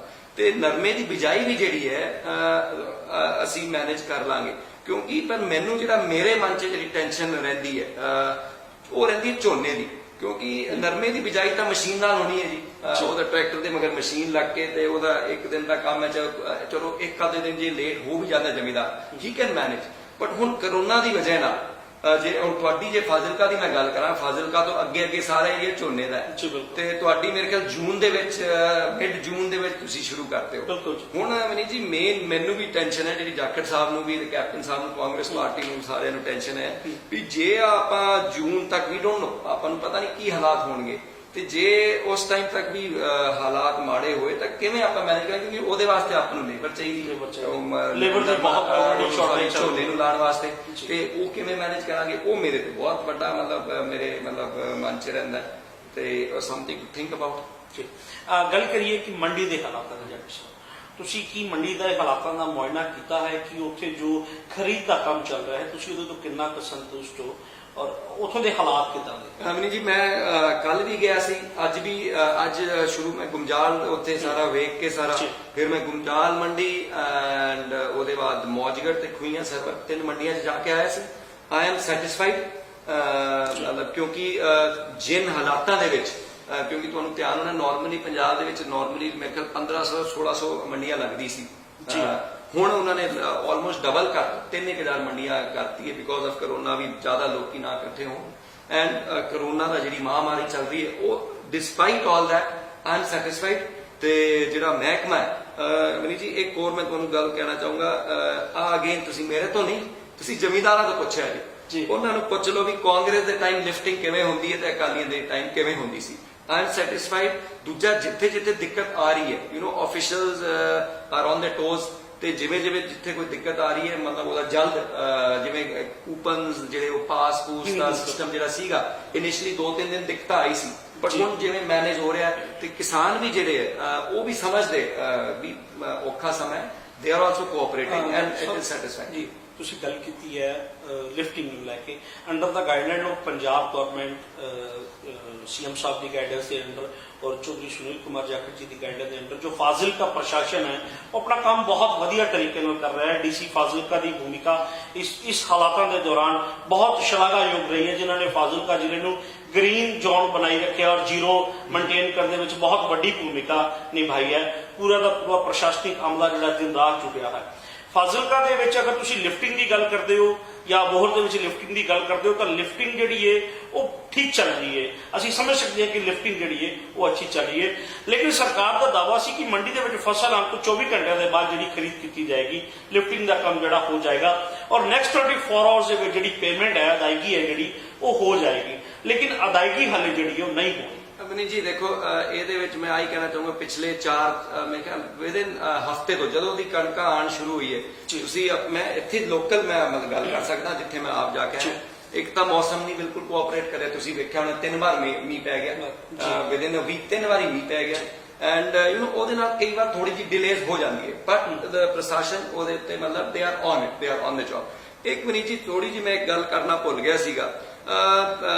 ਜਿਵੇਂ ਮੈਂ ਸ਼ੁਰੂ ਦੇ ਗੱਲ ਕੀਤੀ ਸੀ, ਮੈਂ ਰਾਜਨੀਤੀ ਨਹੀਂ ਕਰਨਾ ਚਾਹੁੰਦਾ, ਬਟ ਕਈ ਲੋਕੀ ਬਾਰ-ਬਾਰ ਲੋਕਾਂ ਨੂੰ ਗੁੰਮਰਾਹ ਕਰਦੇ। ਇਹ ਤਾਂ ਮੈਂ ਜਿਵੇਂ ਕਣਕ ਤੋਂ ਮੈਨੂੰ ਧਿਆਨ ਆ ਗਿਆ, ਕੱਲ ਪਰਸੋਂ ਕਿਸੇ ਨੇ ਮੈਨੂੰ ਮੇਰੇ ਤੇ ਇਲਜ਼ਾਮ ਲਾਇਆ ਵੀ ਜਿਹੜੀ ਅਗਲੀ 3 ਮਹੀਨੇ ਦਾ ਮਤਲਬ ਸਰਕਾਰ ਨੇ ਰਾਸ਼ਨ ਔਰ ਐਮਰਜੈਂਸੀ ਰਾਸ਼ਨ ਰਿਲੀਜ਼ ਕੀਤਾ ਹੈ ਵੀ ਜਿਹੜੇ ਡਿਪੂ ਜਿਹੜੇ ਰਾਸ਼ਨ ਕਾਰਡ ਹੋਲਡਰ ਹੈ ਪੰਜਾਬ ਦੇ ਵਿੱਚ, ਉਹਨਾਂ ਨੂੰ 3 ਮੰਥਸ ਦਾ ਕਣਕ ਤੇ ਦਾਲ ਪ੍ਰੋਵਾਈਡ ਕੀਤੀ ਜਾਣੀ। ਤੇ ਕੱਲ ਪਰਸੋਂ ਕਿਸੇ ਨੇ ਕਿਹਾ ਵੀ ਕਾਂਗਰਸ ਇਹਨੂੰ ਕਿਉਂ ਨਹੀਂ ਰਿਲੀਜ਼ ਕਰ ਰਹੀ, ਮਤਲਬ ਕਣਕ ਤੇ ਦਾਲ ਕਿਉਂ ਨਹੀਂ ਰਿਲੀਜ਼ ਕਰ ਰਹੀ, ਕਿਉਂ ਨਹੀਂ ਡਿਪੂਆਂ ਤੇ ਪਹੁੰਚ ਰਹੀ। ਤੇ ਜਾਂ ਤਾਂ ਉਹਨਾਂ ਨੂੰ ਕੋਈ ਮਿਸਗਾਈਡ ਕਰ ਰਿਹਾ ਜਿਹੜੇ ਸਵਾਲ ਕਰ ਰਹੇ, ਜਾਂ ਉਹਨਾਂ ਨੂੰ ਪਤਾ ਹੀ ਹੈ ਨਹੀਂ, ਜਾਣਬੁੱਝ ਕੇ ਜਿਹੜਾ, ਯਾਰ ਮੈਨੂੰ ਨਹੀਂ ਲੱਗਦਾ ਜਾਣਬੁੱਝ ਕੇ, ਮੈਨੂੰ ਲੱਗਦਾ ਉਹਨਾਂ ਨੂੰ ਪਤਾ ਹੀ ਹੈ ਨਹੀਂ। ਉਹਨਾਂ ਨੂੰ ਆਹ ਗੱਲ ਦਾ ਪਤਾ ਹੈ ਨਹੀਂ ਵੀ ਕਣਕ ਤਾਂ ਪੰਜਾਬ ਸਾਰੇ ਦੇਸ਼ ਨੂੰ ਭੇਜਦਾ। ਵੀ ਹੈਵ ਦ ਵੀਟ, ਕਣਕ ਆਪਣੇ ਕੋਲੇ ਪਈ ਹੈ, ਦਾਲ ਸੈਂਟਰ ਨੇ ਭੇਜਣੀ ਆਪਾਂ ਨੂੰ, ਤੇ ਮਤਲਬ ਅਸੀਂ ਤਾਂ ਵੇਟ ਕਰੀ ਜਾਂਦੇ ਕਦੋਂ ਸੈਂਟਰ ਦਾਲ ਭੇਜੂਗਾ ਤੇ ਆਪਾਂ ਕਣਕ ਤੇ ਦਾਲ ਲੋਕਾਂ ਨੂੰ ਪਹੁੰਚਵਾਈਏ। ਤੇ ਮਤਲਬ ਮੇਰੀ ਰਾਜਨੀਤਿਕ ਜਿਹੜੇ ਬੰਦੇ ਉਹਨਾਂ ਨੂੰ ਵੀ ਅਪੀਲ ਹੈ ਤੁਹਾਡੇ ਚੈਨਲ ਦੇ ਰਾਹੀਂ ਵੀ ਇਸ ਔਖੇ ਸਮੇਂ ਦੇ ਵਿੱਚ ਜੇ ਕੋਈ ਗੱਲ ਕਰਨੀ ਹੋਵੇ ਉਹਨੂੰ ਥੋੜਾ ਜਿਹਾ ਵੈਰੀਫਾਈ ਕਰ ਲਿਆ ਕਰੋ, ਕਿਉਂਕਿ ਜਾਖੜ ਸਾਹਿਬ ਨੇ ਹਮੇਸ਼ਾ ਮੈਨੂੰ ਆਹੀ ਗੱਲ ਸਿਖਾਈ ਹੈ ਵੀ ਸੰਦੀਪ, ਕੋਈ ਬਿਆਨ ਦੇਣ ਤੋਂ ਪਹਿਲੇ ਜੇ ਤੈਨੂੰ ਗੱਲ ਦਾ ਪਤਾ ਨਾ ਹੋਵੇ ਉਹਦੇ ਵਿੱਚ ਕੋਈ ਝਿਜਕ ਨਹੀਂ ਹੈ, ਕਹਿ ਦਿਆ ਕਰ ਜੀ ਮੈਨੂੰ ਪਤਾ ਨਹੀਂ ਹੈ, ਮੈਂ ਪਤਾ ਕਰਕੇ ਤੁਹਾਨੂੰ ਦੱਸ ਦਿਆਂਗਾ। ਬਿਲਕੁਲ। ਪਰ ਜੇ ਜਿਸ ਗੱਲ ਦਾ ਮਤਲਬ ਕੋਈ ਹੋਵੇ ਤਾਂ ਪਹਿਲੇ ਰਿਸਰਚ ਕਰੋ, ਉਹਦਾ ਬਿਲਕੁਲ ਸਹੀ ਗੱਲ ਜਿਹੜੀ ਹੈ ਦੱਸਣੀ ਚਾਹੀਦੀ ਹੈ, ਲੋਕਾਂ ਨੂੰ ਗੁੰਮਰਾਹ ਨਹੀਂ ਕਰਨਾ, ਤਾਂ ਐਵੇਂ ਹਵਾ 'ਚ ਨਾ ਛੱਡਿਆ ਕਰੋ। ਤੇ ਮੈਂ ਸਾਰਿਆਂ ਨੂੰ ਆਹੀ ਕਹਿੰਦਾ ਵੀ ਹਵਾ ਤੇ ਨਾ ਛੱਡੋ, ਮਤਲਬ ਸਪੈਸ਼ਲੀ ਇਸ ਔਖੇ ਟਾਈਮ। ਬਾਅਦ 'ਚ ਜਦੋਂ ਨਾਰਮਲ ਹੋ ਜਾਊਗਾ ਫਿਰ ਤੁਸੀਂ ਜਿੰਨੇ ਐਲੀਗੇਸ਼ਨ ਲਾਣੇ ਲਾ ਦਿਆ ਜੇ, ਕੋਈ ਪ੍ਰੋਬਲਮ ਨਹੀਂ, ਪਰ ਥੋੜਾ ਧਿਆਨ ਰੱਖੋ। ਇਹ ਐਲੀਗੇਸ਼ਨ ਲੱਗਣੇ ਰੂਟੀਨ ਦੀਆਂ ਗੱਲਾਂ ਨੇ, ਰਾਜਨੀਤੀ ਦੇ ਵਿੱਚ ਰਹਿਣਾ ਹੈ ਤੇ ਇਹਨਾਂ ਚੀਜ਼ਾਂ ਨੂੰ ਫੇਸ ਕਰਨਾ ਹੀ ਪਏਗਾ। ਜਾਖੜ ਸਾਹਿਬ, ਇੱਕ ਹੋਰ ਬੜਾ ਗੰਭੀਰ ਸਵਾਲ ਹੈ ਜੋ ਲੋਕਾਂ ਦੀ ਮੰਗ ਵੀ ਹੈ, ਖਾਸ ਕਰਕੇ ਆਪਣੇ ਜ਼ਿਲ੍ਹੇ ਦੇ ਲੋਕਾਂ ਦੀ। ਮੈਂ ਗੱਲ ਕਰਾਂ ਫਾਜ਼ਿਲਕਾ ਦੀ। ਫਾਜ਼ਿਲਕਾ ਦੇ ਹਸਪਤਾਲ ਦੇ ਵਿੱਚ ਡਾਕਟਰਾਂ ਦੀ ਬਹੁਤ ਵੱਡੀ ਕਮੀ ਹੈ। ਡਾਕਟਰ ਜਿਹੜੇ ਨੇ ਉੱਥੇ ਡਾਕਟਰਾਂ ਦੀ ਸੰਖਿਆ ਬਹੁਤ ਘੱਟ ਹੈ ਔਰ ਅੱਜ ਦੇ ਹਾਲਾਤ ਵਿੱਚ ਜਿੱਥੇ ਡਾਕਟਰਾਂ ਦੀ ਵੀ ਕਮੀ ਹੈ, ਉੱਥੇ PPE ਕਿੱਟਾਂ ਦੀ ਬੜੀ ਕਮੀ ਹੈ, N95 ਮਾਸਕ ਦੀ ਬੜੀ ਕਮੀ ਹੈ। ਖੁਦਾ ਨਾ ਖਾਸਤਾ ਅਗਰ ਸਥਿਤੀ ਦੇ ਵਿੱਚ ਕੁਝ ਬਦਲਾਅ ਆਉਂਦਾ ਹੈ, ਖੁਦਾ ਨਾ ਖਾਸਤਾ ਕਿ ਅਗਰ ਕੋਈ ਹਾਲਤ ਗੰਭੀਰ ਹੁੰਦੀ ਹੈ ਅੱਜ ਦੇ ਮਾਹੌਲ ਨੂੰ ਲੈ ਕੇ, ਤਾਂ ਉੱਥੇ ਸੰਭਾਲਣ ਦੇ ਵਾਸਤੇ ਇੰਤਜ਼ਾਮ ਜਿਹੜੇ ਨੇ ਉਹ ਥੋੜੇ ਪੈ ਜਾਣਗੇ। ਉਹਦੇ ਲਈ ਪੰਜਾਬ ਸਰਕਾਰ ਨੂੰ ਤੁਸੀਂ ਕੋਈ ਮੰਗ ਕਰਦੇ ਹੋ? ਅਮਨੀ ਜੀ, ਮੈਂ ਆਈ ਟੋਟਲੀ ਅਗਰੀ ਵਿਦ ਯੂ। ਆ ਜਿਹੜਾ ਤੁਸੀਂ ਬਹੁਤ ਵਧੀਆ ਸਵਾਲ ਕੀਤਾ, ਇਹਨੇ ਬਹੁਤ ਹੀ ਜੇ ਆਪਾਂ ਆਪਣੇ ਜ਼ਿਲ੍ਹੇ ਦੀ ਗੱਲ ਕਰੀਏ, ਮੈਂ ਮਤਲਬ ਬਿਕੋਜ਼ ਇਸ ਤੋਂ 10 ਸਾਲ ਪਹਿਲੇ ਆਪਣੇ ਮੰਤਰੀ ਸੀਗੇ ਜਾਨੀ ਸਾਹਿਬ, ਆਪਣੇ ਜ਼ਿਲ੍ਹੇ ਦੇ ਹੀ ਹੈ, ਫਾਜ਼ਿਲਕਾ ਦੇ, ਸਾਡੇ ਗੁਆਂਢ ਦੇ ਪਿੰਡ ਦੇ, ਹੀ ਵਾਸ ਦ ਹੈਲਥ ਮਿਨਿਸਟਰ ਜੀ। ਹੁਣ ਸਰਕਾਰ ਬਦਲ ਗਈ, ਠੀਕ ਹੈ ਜੀ। ਹੁਣ ਸਾਡੇ ਜਿਹੜੇ ਕਾਂਗਰਸ ਦੇ ਪ੍ਰਭਾਰੀ ਹੈ ਸਾਡੇ ਆਪਣੇ ਜ਼ਿਲ੍ਹੇ ਦੇ, ਉਹ ਹੈ ਬਲਬੀਰ ਸਿੱਧੂ ਜੀ, ਉਹ ਵੀ ਹੈਲਥ ਮਿਨਿਸਟਰ। ਕਿ ਸਭ ਤੋਂ ਵੱਡੀ ਮਤਲਬ ਜਦੋਂ ਬਲਬੀਰ ਸਿੱਧੂ ਜੀ ਬਣੇ, ਮੈਂ ਉਹਨਾਂ ਨੂੰ ਬਹੁਤ ਕਹਿੰਦਾ ਸੀ, ਮੈਂ ਕਿਹਾ ਸਿੱਧੂ ਸਾਹਿਬ ਸਾਡੇ ਕੋਲੇ ਡਾਕਟਰ ਹੈ ਨਹੀਂ, ਮਤਲਬ ਇਸ਼ੂਜ਼ ਹੈਗੀ, ਸਾਡੇ ਹੋਰ ਵੀ ਇਸ਼ੂਜ਼ ਹੈਗੀ, ਲੇਕਿਨ ਸਭ ਤੋਂ ਵੱਡੀ ਬਟ ਦੈਨ ਪਹਿਲੀ ਵਾਰੀ ਦੇਖੋ, ਜਿਵੇਂ ਮੈਂ ਕਹਿ ਰਿਹਾ ਸੀ, ਗੱਲ ਕਰਨਾ ਬਹੁਤ ਸੌਖਾ ਹੁੰਦਾ ਹੈ, ਐਲੀਗੇਸ਼ਨ ਨਾਲ ਵਕਤ ਮਿਲਿਆ। ਵਨ ਇਸ਼ੂ ਇਜ਼ ਆਪਣੇ ਜ਼ਿਲ੍ਹੇ ਦੇ ਵਿੱਚ ਸਭ ਤੋਂ ਵੱਡੀ ਜਿਹੜੀ ਦਿੱਕਤ ਆਉਂਦੀ ਵੀ ਇੱਥੇ ਕੋਈ ਡਾਕਟਰ ਆਉਣ ਨੂੰ ਤਿਆਰ ਹੈ ਨਹੀਂ। ਉਹ ਡਾਕਟਰ ਲਾਉਂਦੇ ਸੀਗੇ ਤੇ ਜਦੋਂ ਉਸ ਤੋਂ ਪਹਿਲੇ ਹੀ ਉਹਦੀ ਮਤਲਬ ਜਾਂ ਬਦਲੀ ਹੋ ਜਾਂਦੀ ਸੀ ਜਾਂ ਉਹ ਕੋਈ ਰਿਜ਼ਾਈਨ ਦੇ ਦਿੰਦਾ ਸੀ। That is a big problem we have always faced. ਮਤਲਬ ਕਿਉਂਕਿ ਦੇਖੋ 10 ਸਾਲ ਜਾਨੀ ਸਾਹਿਬ ਮੰਤਰੀ ਰਹੇ, ਕਿਉਂ ਨਹੀਂ ਉਸ ਟਾਈਮ ਇੰਪਰੂਵਮੈਂਟ ਹੋਈ? ਦਿਸ ਵਾਸ ਅ ਬਿਗ ਪ੍ਰੋਬਲਮ। ਲੇਕਿਨ ਇਹਦਾ ਕੀ ਕਾਰਨ ਹੈ ਡਾਕਟਰ ਸਾਹਿਬ ਕਿ ਡਾਕਟਰ ਇੱਥੇ ਨਹੀਂ ਆਉਣਾ ਚਾਹੁੰਦੇ? ਜੀ ਇੱਕ ਆਪਣਾ ਅਗੇਨ ਜਿਓਗ੍ਰਾਫਿਕ ਲੋਕੇਸ਼ਨ, ਆਪਾਂ ਇੱਕ ਕਾਰਨਰ 'ਚ ਰਹਿ ਜਾਂਦੇ, ਅਫਸਰ ਵੀ ਹੈ ਕੋਈ ਆਪਣੇ ਜ਼ਿਲ੍ਹੇ 'ਚ ਆਉਣ ਨੂੰ ਤਿਆਰ ਨਹੀਂ, ਮਾਸਟਰ ਕੋਈ ਆਉਣ ਨੂੰ ਤਿਆਰ ਨਹੀਂ, ਡਾਕਟਰ ਕੋਈ ਆਉਣ ਨੂੰ ਤਿਆਰ ਨਹੀਂ। ਲੇਕਿਨ ਜੋ ਅਫਸਰ ਇੱਥੇ ਆ ਕੇ ਇੱਥੋਂ ਗਏ ਹੈ ਉਹਨਾਂ ਦਾ ਕਹਿਣਾ ਹੈ ਕਿ ਫਾਜ਼ਿਲਕਾ ਦੇ ਲੋਕ ਜਿਹੜੇ ਨੇ ਬੜਾ ਪਿਆਰ ਦਿੰਦੇ ਨੇ, ਜਿਹੜੇ ਲੋਕ ਜੋ ਆ ਜਾਂਦਾ ਉਹ ਜਾਣਾ ਵੀ ਨਹੀਂ ਚਾਹੁੰਦਾ। ਮੈਂ ਤਾਂ ਸਾਰਿਆਂ ਨੂੰ ਆਹੀ ਕਹਿੰਦਾ ਵੀ ਸਭ ਤੋਂ ਦੇਖੋ ਸਭ ਤੋਂ ਵਧੀਆ ਜ਼ਿਲ੍ਹਾ ਆਪਣਾ, ਸਭ ਤੋਂ ਸੁਖ ਸ਼ਾਂਤੀ ਵਾਲਾ ਜ਼ਿਲ੍ਹਾ ਆਪਣਾ। ਜੇ ਰਾਜਨੀਤੀ ਦੀ ਵੀ ਗੱਲ ਕਰੀਏ, it is a very peaceful area, but ਮਤਲਬ ਆਈ ਡੋਂਟ ਨੋ। ਦੂਜਾ ਤੁਸੀਂ ਪੀਪੀ ਕਿਟਸ ਤੇ ਮਾਸਕ ਦੀ ਗੱਲ ਕੀਤੀ, ਉਹ ਮੇਰੀ ਐਕਚੁਅਲੀ ਪਰਸੋਂ ਹੀ ਜਾਖੜ ਸਾਹਿਬ ਨਾਲ ਗੱਲ ਹੋਈ ਸੀ। ਹੁਣ ਆਪਣੇ ਪੰਜਾਬ ਦੇ ਵਿੱਚ ਉਹਨਾਂ ਦੀ ਮੈਨੂਫੈਕਚਰ ਹੋਣ ਲੱਗੀ ਹੈ, and I think with in a couple of days ਉਹਨਾਂ ਦੀ ਪੀਪੀ ਕਿਟ ਤੇ ਮਾਸਕ ਦੀ ਕਮੀ ਨਹੀਂ ਆਉਗੀ। ਇਹ ਬਹੁਤ ਵਧੀਆ ਹੋਏਗਾ ਕਿ ਅਗਰ ਸਮੇਂ ਰਹਿੰਦੇ ਹੀ ਪ੍ਰਸ਼ਾਸਨ ਦੇ ਕੋਲੇ ਸਾਰੀਆਂ ਚੀਜ਼ਾਂ ਪਹੁੰਚ ਜਾਂਦੀਆਂ ਨੇ। ਜਾਖੜ ਸਾਹਿਬ, ਮੈਂ ਇੱਕ ਗੱਲ ਬੜੀ ਹੋਰ ਇੰਪੋਰਟੈਂਟ ਇੱਥੇ ਕਰਨਾ ਚਾਹਨਾ, ਔਰ ਉਹ ਗੱਲ ਹੈ ਮੇਰੀ ਆਮ ਵਰਗ ਨੂੰ ਲੈ ਕੇ, ਮਿਡਲ ਕਲਾਸ ਲੋਕਾਂ ਨੂੰ ਲੈ ਕੇ। ਜੋ ਸਰਕਾਰ ਦੀਆਂ ਸਕੀਮਾਂ ਆਉਂਦੀਆਂ ਨੇ ਉਹ ਨਿਮਨ ਸ਼੍ਰੇਣੀ ਦੇ ਲੋਕਾਂ ਵਾਸਤੇ ਜ਼ਿਆਦਾਤਰ ਆਉਂਦੀਆਂ ਨੇ, ਜਿਵੇਂ ਆਟਾ ਦਾਲ ਦੀ ਸਕੀਮ ਆ ਗਈ, ਫ੍ਰੀ ਬਿਜਲੀ ਦੀ ਸਕੀਮ ਆ ਗਈ, ਹੋਰ ਕੋਈ ਅਗਰ ਫੰਡ ਆਉਂਦਾ ਹੈ, ਕਿਸੇ ਤਰ੍ਹਾਂ ਦੀ ਕੋਈ ਸਹਾਇਤਾ ਆਉਂਦੀ ਹੈ ਤਾਂ ਨਿਮਨ ਵਰਗ ਦੇ ਲਈ ਆਉਂਦੇ ਹਨ। ਔਰ ਜੋ ਉੱਚ ਵਰਗ ਹੈ, ਜੋ ਹਾਈ ਕਲਾਸ ਲੋਕ ਹੈ, ਉਹਨਾਂ ਨੂੰ ਸਰਕਾਰ ਤੋਂ ਕਿਸੇ ਤਰ੍ਹਾਂ ਦੀ ਮਦਦ ਦੀ ਕੋਈ ਉਮੀਦ ਮੈਂ ਨਹੀਂ ਸਮਝਦਾ ਕਿ ਉਹਨਾਂ ਨੂੰ ਕੋਈ ਉਹ ਰੱਖਦੇ ਹੋਣਗੇ। ਜੋ ਪਿਸਦਾ ਹੈ ਹਾਲਾਤ ਦੇ ਵਿੱਚ, ਉਹ ਮਿਡਲ ਕਲਾਸ ਆਦਮੀ ਪਿਸਦਾ ਹੈ, ਜਿਹਦੇ ਕੋਲ 2 ਵਕਤ ਦੀ ਰੋਟੀ ਦਾ ਜੁਗਾੜ ਬੜੀ ਮੁਸ਼ਕਿਲ ਨਾਲ ਹੁੰਦਾ ਹੈ। ਇੱਕ ਰਿਕਸ਼ਾ ਚਾਲਕ ਹੈ, ਇੱਕ ਛੋਟਾ ਦੁਕਾਨਦਾਰ ਹੈ, ਇੱਕ ਮਜ਼ਦੂਰੀ ਕਰਨ ਵਾਲਾ ਆਦਮੀ, ਇੱਕ ਹੱਥ ਨਾਲ ਕੰਮ ਕਰਨ ਵਾਲਾ ਬੰਦਾ ਹੈ। ਉਹ ਆਦਮੀ ਜੋ ਇੱਕ ਮਿਡੋਕਰ ਫੈਮਿਲੀ ਨਾਲ ਬਿਲੋਂਗ ਕਰਦਾ ਹੈ, ਜਿਹਨੂੰ ਸਮਾਜ ਦੀਆਂ ਰੀਤੀ ਰਿਵਾਜਾਂ ਨੂੰ ਵੀ ਪੂਰਾ ਕਰਨਾ ਪੈਂਦਾ ਹੈ ਨਾ ਚਾਹੁੰਦੇ ਹੋਏ ਵੀ। ਅਗਰ ਕੋਈ ਆਦਮੀ ਨੇ ਆਪਣੀ ਬੇਟੀ ਦੀ ਸ਼ਾਦੀ ਕਰਨੀ ਹੈ, ਉਹਨੂੰ ਸਮਾਜ ਨੂੰ ਦੇਖਦੇ ਹੋਏ ਖਰਚਾ ਕਰਨਾ ਪੈਂਦਾ ਹੈ, ਚਾਹੇ ਉਹ ਉਧਾਰ ਲੈ ਕੇ ਕਰੇ, ਲੇਕਿਨ ਉਹਨੂੰ ਸਮਾਜ ਦੇ ਵਿੱਚ ਆਪਣੀ ਨੱਕ ਰੱਖਣ ਵਾਸਤੇ, ਆਪਣੀ ਪੱਗ ਰੱਖਣ ਵਾਸਤੇ ਉਹਨੂੰ ਖਰਚਾ ਕਰਨਾ ਪੈਂਦਾ ਹੈ। ਉਹ ਜਿੱਥੋਂ ਵੀ ਲਿਆਏ ਉਹਨੂੰ ਮੈਨੇਜ ਕਰਨਾ ਪੈਂਦਾ ਹੈ। ਲੇਕਿਨ ਅੱਜ ਹਾਲਾਤ ਇਹੋ ਜਿਹੇ ਹੋ ਚੁੱਕੇ ਨੇ, ਖਾਸ ਕਰਕੇ ਸਾਡੇ ਜ਼ਿਲ੍ਹੇ ਦੇ ਅੰਦਰ, ਕਿ ਰੋਜ਼ਗਾਰ ਖਤਮ ਹੋ ਚੁੱਕਾ ਹੈ, ਕੰਮ ਧੰਦਾ ਚੌਪਟ ਹੋ ਚੁੱਕਾ ਹੈ, ਬਾਜ਼ਾਰ ਬਿਲਕੁਲ ਡਾਊਨ ਹੋ ਚੁੱਕਾ ਹੈ, ਲੋਕਾਂ ਦੇ ਉੱਪਰ ਕਰਜ਼ਾ ਚੜਦਾ ਜਾ ਰਿਹਾ ਹੈ। ਹਜ਼ਾਰਾਂ ਰੁਪਏ, ਕਰੋੜਾਂ ਰੁਪਏ, ਲੱਖਾਂ ਰੁਪਏ ਲੋਕਾਂ ਦੀ ਦੇਣਦਾਰੀਆਂ ਸਰਕਾਰ ਵੱਲ, ਬੈਂਕਾਂ ਵੱਲ ਹੋਈਆਂ ਪਈਆਂ। ਇਹਨਾਂ ਹਾਲਾਤਾਂ ਵਿੱਚ ਉੱਪਰੋਂ ਕੋਵਿਡ-19 ਦੀ ਮਾਰ ਪੈ ਗਈ। ਜਿਹੜਾ ਕੰਮ ਸੀ ਉਹ ਵੀ ਚੌਪਟ ਹੋ ਗਿਆ। ਲੋਕ ਆਪਣੇ ਘਰਾਂ ਵਿੱਚ ਬੈਠੇ ਹੈ, ਵਿਹਲੇ ਬੈਠੇ ਹੈ, ਲੋਕ ਬਾਹਰ ਨਹੀਂ ਨਿਕਲ ਪਾ ਰਹੇ, ਕੰਮ ਨਹੀਂ ਕਰ ਪਾ ਰਹੇ, ਖਾਣ ਨੂੰ ਪੈਸਾ ਨਹੀਂ ਹੈ। ਉਹ ਆਦਮੀ ਨਾ ਤਾਂ ਕਿਸੇ ਸੰਸਥਾ ਤੋਂ ਲੰਗਰ ਦੀ ਮੰਗ ਕਰ ਸਕਦੇ ਹੈ, ਕਿਉਂਕਿ ਸ਼ਰਮ ਜਿਹੜੀ ਉਹ ਬਹੁਤ, ਹਿਊਮਿਲੇਸ਼ਨ ਬਹੁਤ ਵੱਡੀ ਚੀਜ਼ ਹੈ। ਉਹਨਾਂ ਨੂੰ ਸ਼ਰਮ ਜਿਹੜੀ ਹੈ ਉਹਨਾਂ ਦੇ ਘਰ ਦੇ ਅੰਦਰ ਰੱਖਦੀ ਹੈ, ਚਾਹੇ ਉਹ ਅਚਾਰ ਦੇ ਨਾਲ ਫੁਲਕਾ ਖਾ ਲੈਣਗੇ, ਲੇਕਿਨ ਬਾਹਰ ਆ ਕੇ ਮੰਗ ਨਹੀਂ ਕਰਨਗੇ। ਇਹਨਾਂ ਹਾਲਾਤਾਂ ਦੇ ਵਿੱਚ ਕਿ ਤੁਸੀਂ ਸਰਕਾਰ ਤੋਂ ਕੋਈ ਮੰਗ ਕਰਦੇ ਹੋ ਕਿ ਇਸ ਮਿਡਲ ਕਲਾਸ ਕੈਟੇਗਰੀ ਵਾਸਤੇ ਵੀ ਸਰਕਾਰ ਕੋਈ ਛੂਟਾ ਦੇਵੇ, ਕੋਈ ਰਿਆਇਤ ਦੇਵੇ, ਇਹਨਾਂ ਨੂੰ ਵੀ ਕਿਸੇ ਤਰ੍ਹਾਂ ਦੇ ਕੋਈ ਫੰਡਸ ਉਪਲਬਧ ਕਰਵਾਉਣ ਦੀ ਕੋਈ ਵਕਾਲਤ ਕਰਦੇ ਹੋ? ਅਵਨੀ ਜੀ, ਤੁਸੀਂ ਬਹੁਤ ਵਧੀਆ ਸਵਾਲ ਕੀਤਾ ਹੈ। ਸਾਡੇ ਕੋਲੇ ਵੀ ਬਹੁਤ ਕੁਐਰੀਜ਼ ਆਉਂਦੀ ਹੈ, ਬਹੁਤ ਸਵਾਲ ਆਉਂਦੇ ਹੈ, ਬਹੁਤ ਇਸ ਟਾਈਪ ਦੀ ਗੱਲ ਆਉਂਦੀ ਹੈ। ਇੱਕ ਤੁਸੀਂ ਜਿਹੜੀ ਵਿੱਚ ਗੱਲ ਕੀਤੀ, ਮੈਂ ਥੋੜਾ ਜਿਹਾ ਉਹ ਜ਼ਰੂਰ ਉਸ ਗੱਲ ਤੇ ਗੱਲ ਕਰਨਾ ਚਾਹੂੰਗਾ। ਤੁਸੀਂ ਰੀਤੀ ਰਿਵਾਜ ਦੀ ਗੱਲ ਕੀਤੀ।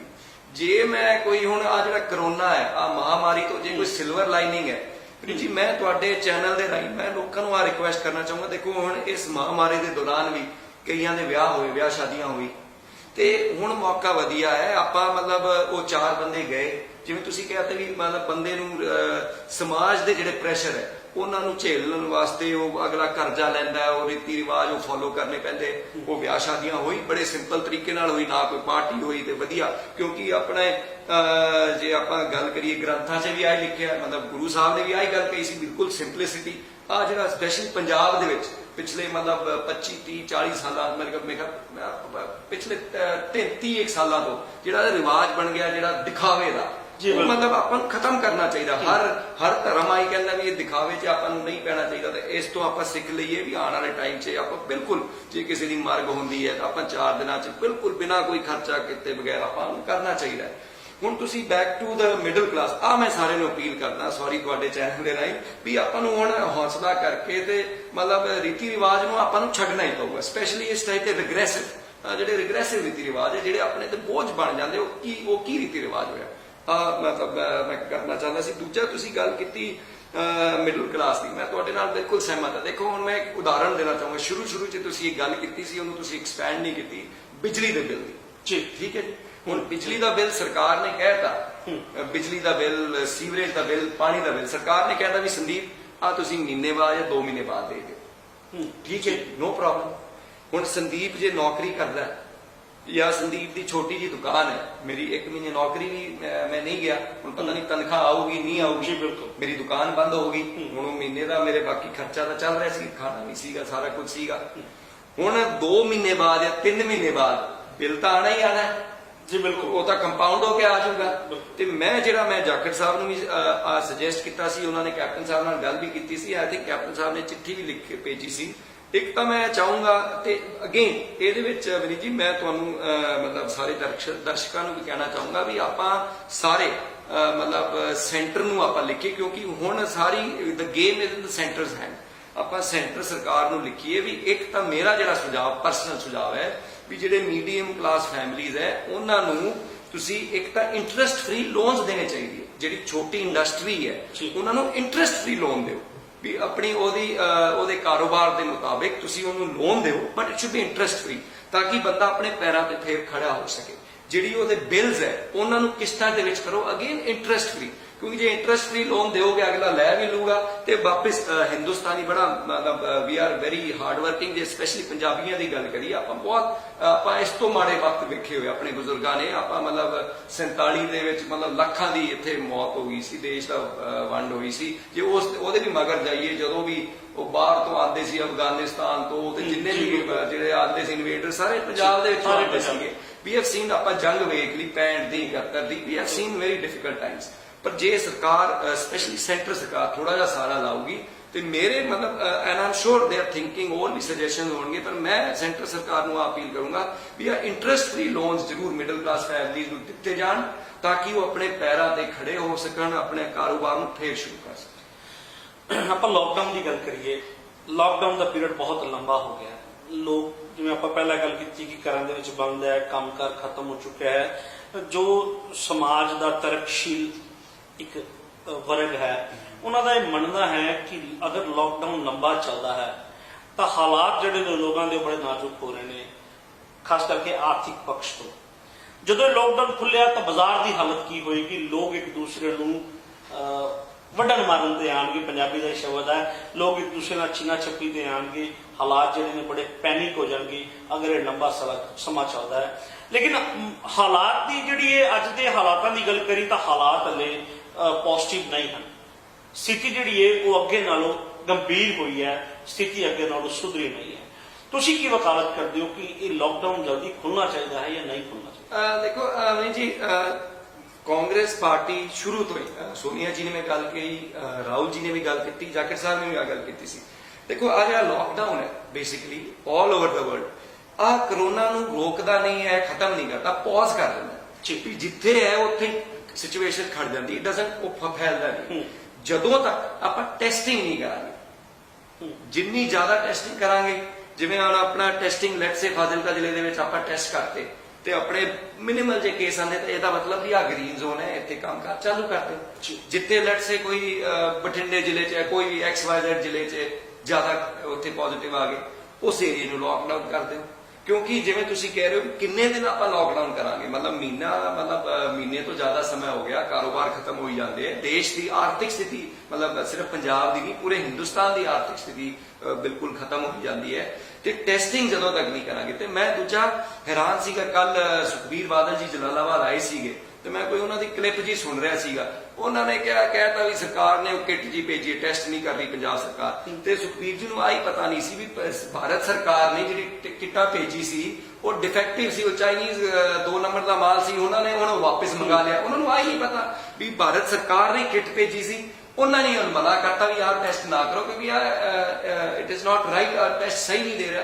But main is we have to increase testing increase करके अपन पॉकेट्स बनानी पऊगी। जिन्ना मैं भी जिन्ना पढ़िया, I am not an expert, पर WHO की जी उन्होंने साइंटिस्ट है ते अपने जो हिंदुस्तानी सारे बंदे भी टेस्टिंग बढ़ा के अपन पॉकेट्स बनानी पऊगी, अदरवाइज मतलब मुश्किल है। जाकिर साहब अज के इस हालात दे विच जो साडे कोरोना वॉरियर्स हैं, जो डॉक्टर्स हैं, जो सेहत कर्मचारी हैं, जो सफाई कर्मचारी हैं, जो पुलिस कर्मचारी हैं, वो साडे अगे दीवार बन के खड़े हैं, साडी रक्षा के लिए दिन भर रात मेहनत कर रहे हैं, 24/7 वो काम कर रहे हैं।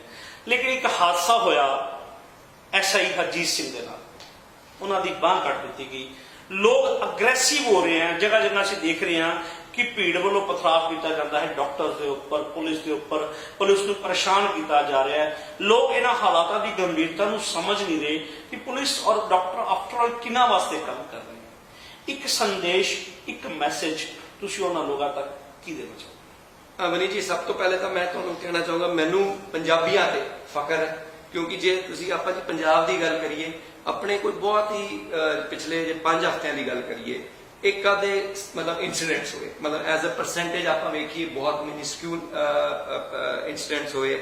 ਤੇ ਸਭ ਤੋਂ ਪਹਿਲੇ ਤੁਸੀਂ ਆਪਣੇ ਫਰੰਟ ਲਾਈਨ ਜਿਹੜੀ ਵਾਰੀਅਰਸ ਦੀ ਗੱਲ ਕੀਤੀ, ਮਤਲਬ ਆਈ ਸੈਲੂਟ ਯੂ।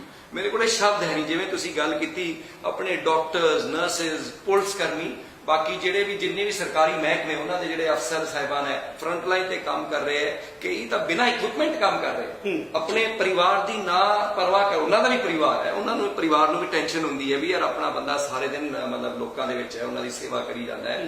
ਕਈ ਆਪਣੇ ਪੁਲਿਸ ਦੇ ਸ਼ਹੀਦ ਵੀ ਹੋ ਗਏ ਹੈ ਡਿਊਟੀ ਦੇ ਵਿੱਚ, ਮਤਲਬ ਉਹਨਾਂ ਨੇ ਆਪਣੀ, ਮੈਨੂੰ ਮਤਲਬ ਆਈ ਸੈਲੂਟ ਯੂ। ਮੇਰੇ ਕੋਲ ਸ਼ਬਦ ਹੈ ਨਹੀਂ ਵੀ ਔਖੇ ਸਮੇਂ ਦੇ ਵਿੱਚ, ਕਿਉਂਕਿ ਜੇ ਆਪਾਂ ਗੱਲ ਕਰੀਏ ਪੁਲਿਸ ਦੀ, ਜੇ ਆਪਾਂ ਗੱਲ ਕਰੀਏ ਸਾਰੇ ਪੁਲਿਸ ਨੂੰ ਕੋਸਦੇ ਸੀ।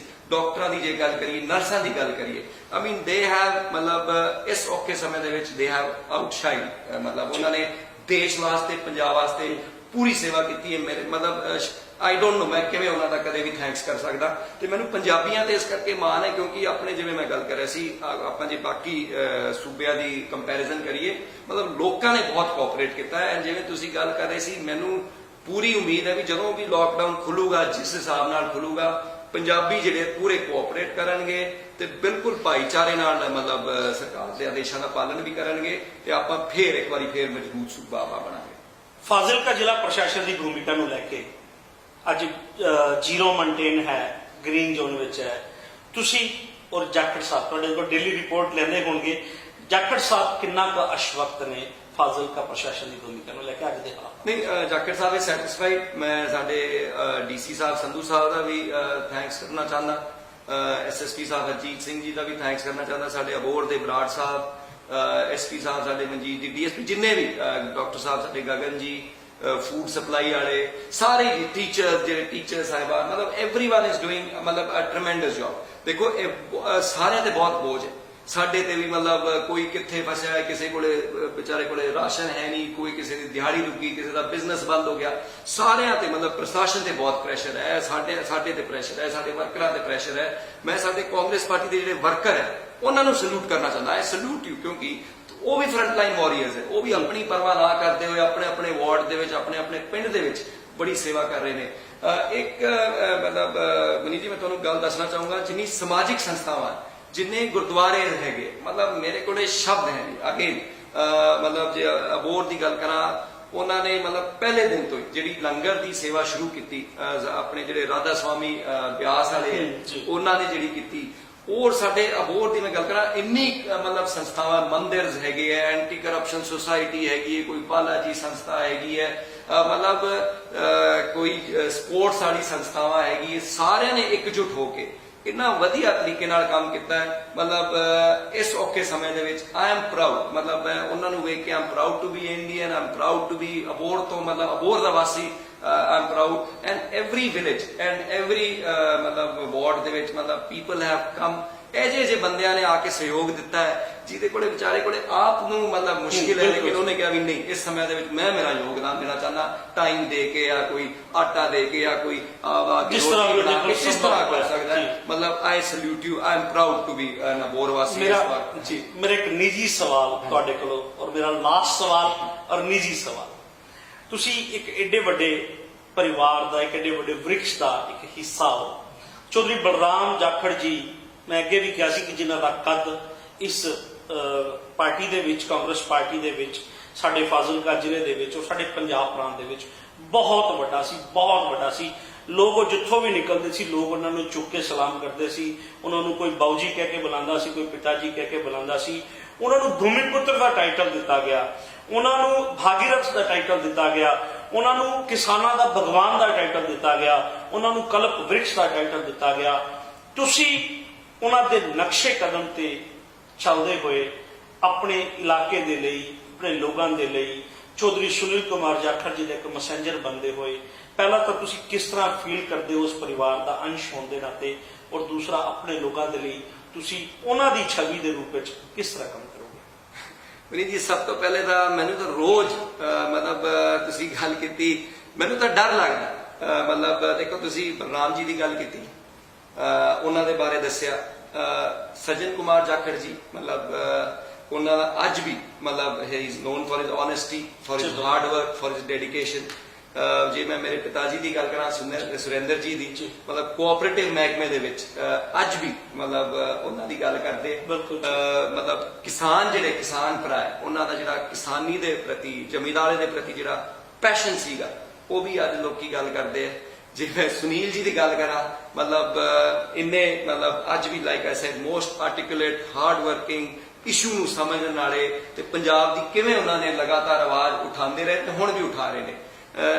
ਅਜੇ ਭਾਈ ਸਾਹਿਬ ਦੀ ਮੈਂ ਗੱਲ ਕਰਾਂ, ਅਜੇ ਵੀਰ ਜਾਖੜ ਜੀ ਜਿਹੜੇ ਭਾਰਤ ਆਪਣੇ ਚੇਅਰਮੈਨ ਹੈਗੇ ਟਰਸਟ ਆਪਣੇ ਦੇ ਕਿਸਾਨਾਂ ਦੇ, ਪੰਜਾਬ ਸਰਕਾਰ ਦੇ ਵੀ, ਤੇ ਭਾਰਤ ਕ੍ਰਿਸ਼ਕ ਸਮਾਜ ਦੇ ਚੇਅਰਮੈਨ ਹੈ, ਉਹਨਾਂ ਦੀ ਮਤਲਬ ਅੱਜ ਵੀ I don't know if you are aware or not, ਪਿਛਲੇ ਕਈ ਸਾਲਾਂ ਤੋਂ ਬੀਜੇਪੀ ਦੀ ਸਰਕਾਰ ਹਰ ਸਾਲ ਜਦੋਂ ਵੀ ਐਗਰੀਕਲਚਰ ਦਾ ਬਜਟ ਬਣਦਾ ਹੈ, ਉਹਨਾਂ ਨੂੰ ਸਪੈਸ਼ਲ ਉੱਥੇ ਦਿੱਲੀ ਬੁਲਾਇਆ ਜਾਂਦਾ ਟੂ ਟੇਕ ਹਿਸ ਇਨਪੁਟ। ਤੇ ਮੇਰੇ ਤਾਂ ਮਤਲਬ ਅੱਗੇ ਇੰਨੇ ਹੈ, ਤੇ ਮੈਂ ਤਾਂ ਡਰਦਾ ਵੀ how will I match to them, ਮਤਲਬ ਇੰਨੇ ਅੱਗੇ ਸਾਡੇ ਪਰਿਵਾਰ ਦੇ ਜਿਹੜੇ ਹੈਗੇ how will I ever match up to them। ਤੇ ਮੇਰਾ ਤਾਂ ਮੰਨਣਾ ਵੀ ਜੇ ਮੈਂ ਉਹਨਾਂ ਦੇ ਮੁਕਾਬਲੇ ਜਿੰਨੇ ਸਾਰੇ ਹੈਗੇ 25% ਹੀ ਮੈਂ ਕੰਮ ਕਰ ਲਾਂ ਤੇ ਆਈ ਵਿਲ ਬੀ ਸੈਟੀਸਫਾਈਡ ਜੀ। ਇੱਕ ਲਾਸਟ ਚਲਦੇ ਚਲਦੇ ਸੰਦੇਸ਼ ਤੁਹਾਡੇ ਆਪਣੇ ਜ਼ਿਲ੍ਹੇ ਦੇ ਲੋਕਾਂ ਦੇ ਲਈ, ਤੁਹਾਡੇ ਆਪਣੇ ਅਬੋਹਰ ਦੇ ਲੋਕਾਂ ਦੇ ਲਈ, ਬਤੌਰ ਸੰਦੀਪ ਜਾਖੜ ਤੁਸੀਂ ਆਪਣੇ ਦਿਲ ਦੀ ਗੱਲ ਕੀ ਕਰਨਾ ਚਾਹੋਗੇ ਆਪਣੇ ਲੋਕਾਂ ਦੇ ਅੱਜ ਦੇ ਹਾਲਾਤਾਂ ਦੇ ਵਿੱਚ? ਦਿਲ ਦੀ ਗੱਲ ਤਾਂ ਜੀ ਮੈਂ ਆਹੀ ਕਰਨਾ ਚਾਹੂੰਗਾ ਵੀ ਬਹੁਤ ਔਖਾ ਸਮਾਂ ਹੈ, ਤੇ ਆਪਾਂ ਜੇ ਇਕੱਠੇ ਰਵਾਂਗੇ ਤੇ ਆਪਾਂ ਇਸ ਤੋਂ ਬਾਹਰ ਆ ਸਕਦੇ ਹਾਂ। ਤੇ ਮੈਂ ਆਹੀ ਅਪੀਲ ਕਰੂੰਗਾ ਵੀ ਹੌਸਲਾ ਰੱਖੋ, ਹੌਸਲਾ ਨਾ ਛੱਡੋ, ਐਂਡ ਅਗੇਨ ਏਕਤਾ ਬਣਾ ਕੇ ਜੇ ਆਪਾਂ ਰਵਾਂਗੇ, ਜਿਸ ਤਰੀਕੇ ਨਾਲ ਆਪਾਂ ਪਿਛਲੇ ਸਵਾ ਮਹੀਨੇ ਦੇ ਵਿੱਚ ਏਕਤਾ ਬਣਾ ਕੇ ਇਕਜੁੱਟ ਹੋ ਕੇ ਆਪਾਂ ਕੰਮ ਕੀਤਾ, ਉਸੇ ਤਰੀਕੇ ਨਾਲ ਜੇ ਆਪਾਂ ਕੰਮ ਕਰਾਂਗੇ ਤੇ ਆ ਵੀ ਆਪਾਂ ਇਸ ਮੁਸੀਬਤ ਤੋਂ ਵੀ ਆਪਾਂ ਬਾਹਰ ਆ ਜਾਾਂਗੇ। We shall overcome. Thank you Jakhar ਸਾਹਿਬ, ਤੁਸੀਂ ਆਪਣਾ ਬਹੁਤ ਕੀਮਤੀ ਸਮਾਂ ਦਿੱਤਾ। ਇਸ ਕੀਮਤੀ ਸਮੇਂ ਦੇ ਲਈ ਔਰ ਜੋ ਗੱਲਾਂ ਤੁਸੀਂ ਸਾਡੇ ਨਾਲ ਸ਼ੇਅਰ ਕੀਤੀਆਂ, ਸਾਡੇ ਵੀਵਰ ਨਾਲ ਸ਼ੇਅਰ ਕੀਤੀਆਂ, ਤੁਹਾਡਾ ਬਹੁਤ ਬਹੁਤ ਧੰਨਵਾਦ। ਤੁਹਾਨੂੰ ਤੇ ਤੁਹਾਡੀ ਸਾਰੀ ਟੀਮ ਜੀ, ਥੈਂਕ ਯੂ। ਤਾਂ ਇਹ ਸੀ ਮੇਰੇ ਨਾਲ ਚੌਧਰੀ ਸੰਦੀਪ ਕੁਮਾਰ ਜਾਖੜ ਜੀ, ਜੋ ਜਾਖੜ ਪਰਿਵਾਰ ਦਾ ਇੱਕ ਨੁਮਾਇੰਦਾ ਨੇ, ਜਿਨ੍ਹਾਂ ਨੇ ਅੱਜ ਤੁਹਾਡੇ ਨਾਲ ਆਪਣੇ ਦਿਲ ਦੀਆਂ ਗੱਲਾਂ ਨੂੰ ਸਾਂਝਾ ਕੀਤਾ। ਅੱਜ ਦੇ ਮਾਹੌਲ ਨੂੰ ਲੈ ਕੇ ਉਹਨਾਂ ਨੇ ਸਾਡੇ ਨਾਲ ਆਪਣੇ ਵਿਚਾਰ ਰੱਖੇ, ਔਰ ਚੌਧਰੀ ਸੁਨੀਲ ਕੁਮਾਰ ਜਾਖੜ ਜੀ ਦੀ ਕਾਰਿਆ ਪ੍ਰਣਾਲੀ ਬਾਰੇ, ਉਹ ਆਪਣੇ ਲੋਕਾਂ ਨਾਲ ਕਿੰਨਾ ਪਿਆਰ ਕਰਦੇ हैं, ਆਪਣੇ ਲੋਕਾਂ ਬਾਰੇ ਕਿੰਨਾ ਸੋਚਦੇ हैं, ਕਿੰਨਾ ਉਹ ਜਾਗਰੂਕ ਹੈ, ਉਹਦੇ ਬਾਰੇ ਉਹਨਾਂ ਨੇ ਹਰ ਪਹਿਲੂ ਨੂੰ ਬੜੀ ਸੁੰਦਰਤਾ ਦੇ ਨਾਲ, ਬੜੀ ਬਾਖੂਬੀ ਔਰ ਬੜੀ ਸਹਿਜਤਾ ਦੇ ਨਾਲ ਤੁਹਾਡੇ ਸਾਹਮਣੇ ਰੱਖਿਆ। ਉਮੀਦ ਕਰਦੇ ਹਾਂ ਤੁਹਾਨੂੰ ਅੱਜ ਦਾ ਸਾਡਾ ਇਹ ਪ੍ਰੋਗਰਾਮ ਬਹੁਤ ਅੱਛਾ ਲੱਗਿਆ ਹੋਵੇਗਾ। ਮਿਲਾਂਗੇ ਜਲਦੀ ਹੀ ਇੱਕ ਨਵੀਂ ਸ਼ਖਸੀਅਤ ਦੇ ਨਾਲ, ਇੱਕ ਅਗਲੇ ਪ੍ਰੋਗਰਾਮ ਦੇ ਵਿੱਚ ਨਵੀਆਂ ਗੱਲਾਂ ਨੂੰ ਦੇਖ ਕੇ। ਵਨੀਤ ਅਰੋੜਾ ਨੂੰ ਦਿਓ ਇਜਾਜ਼ਤ।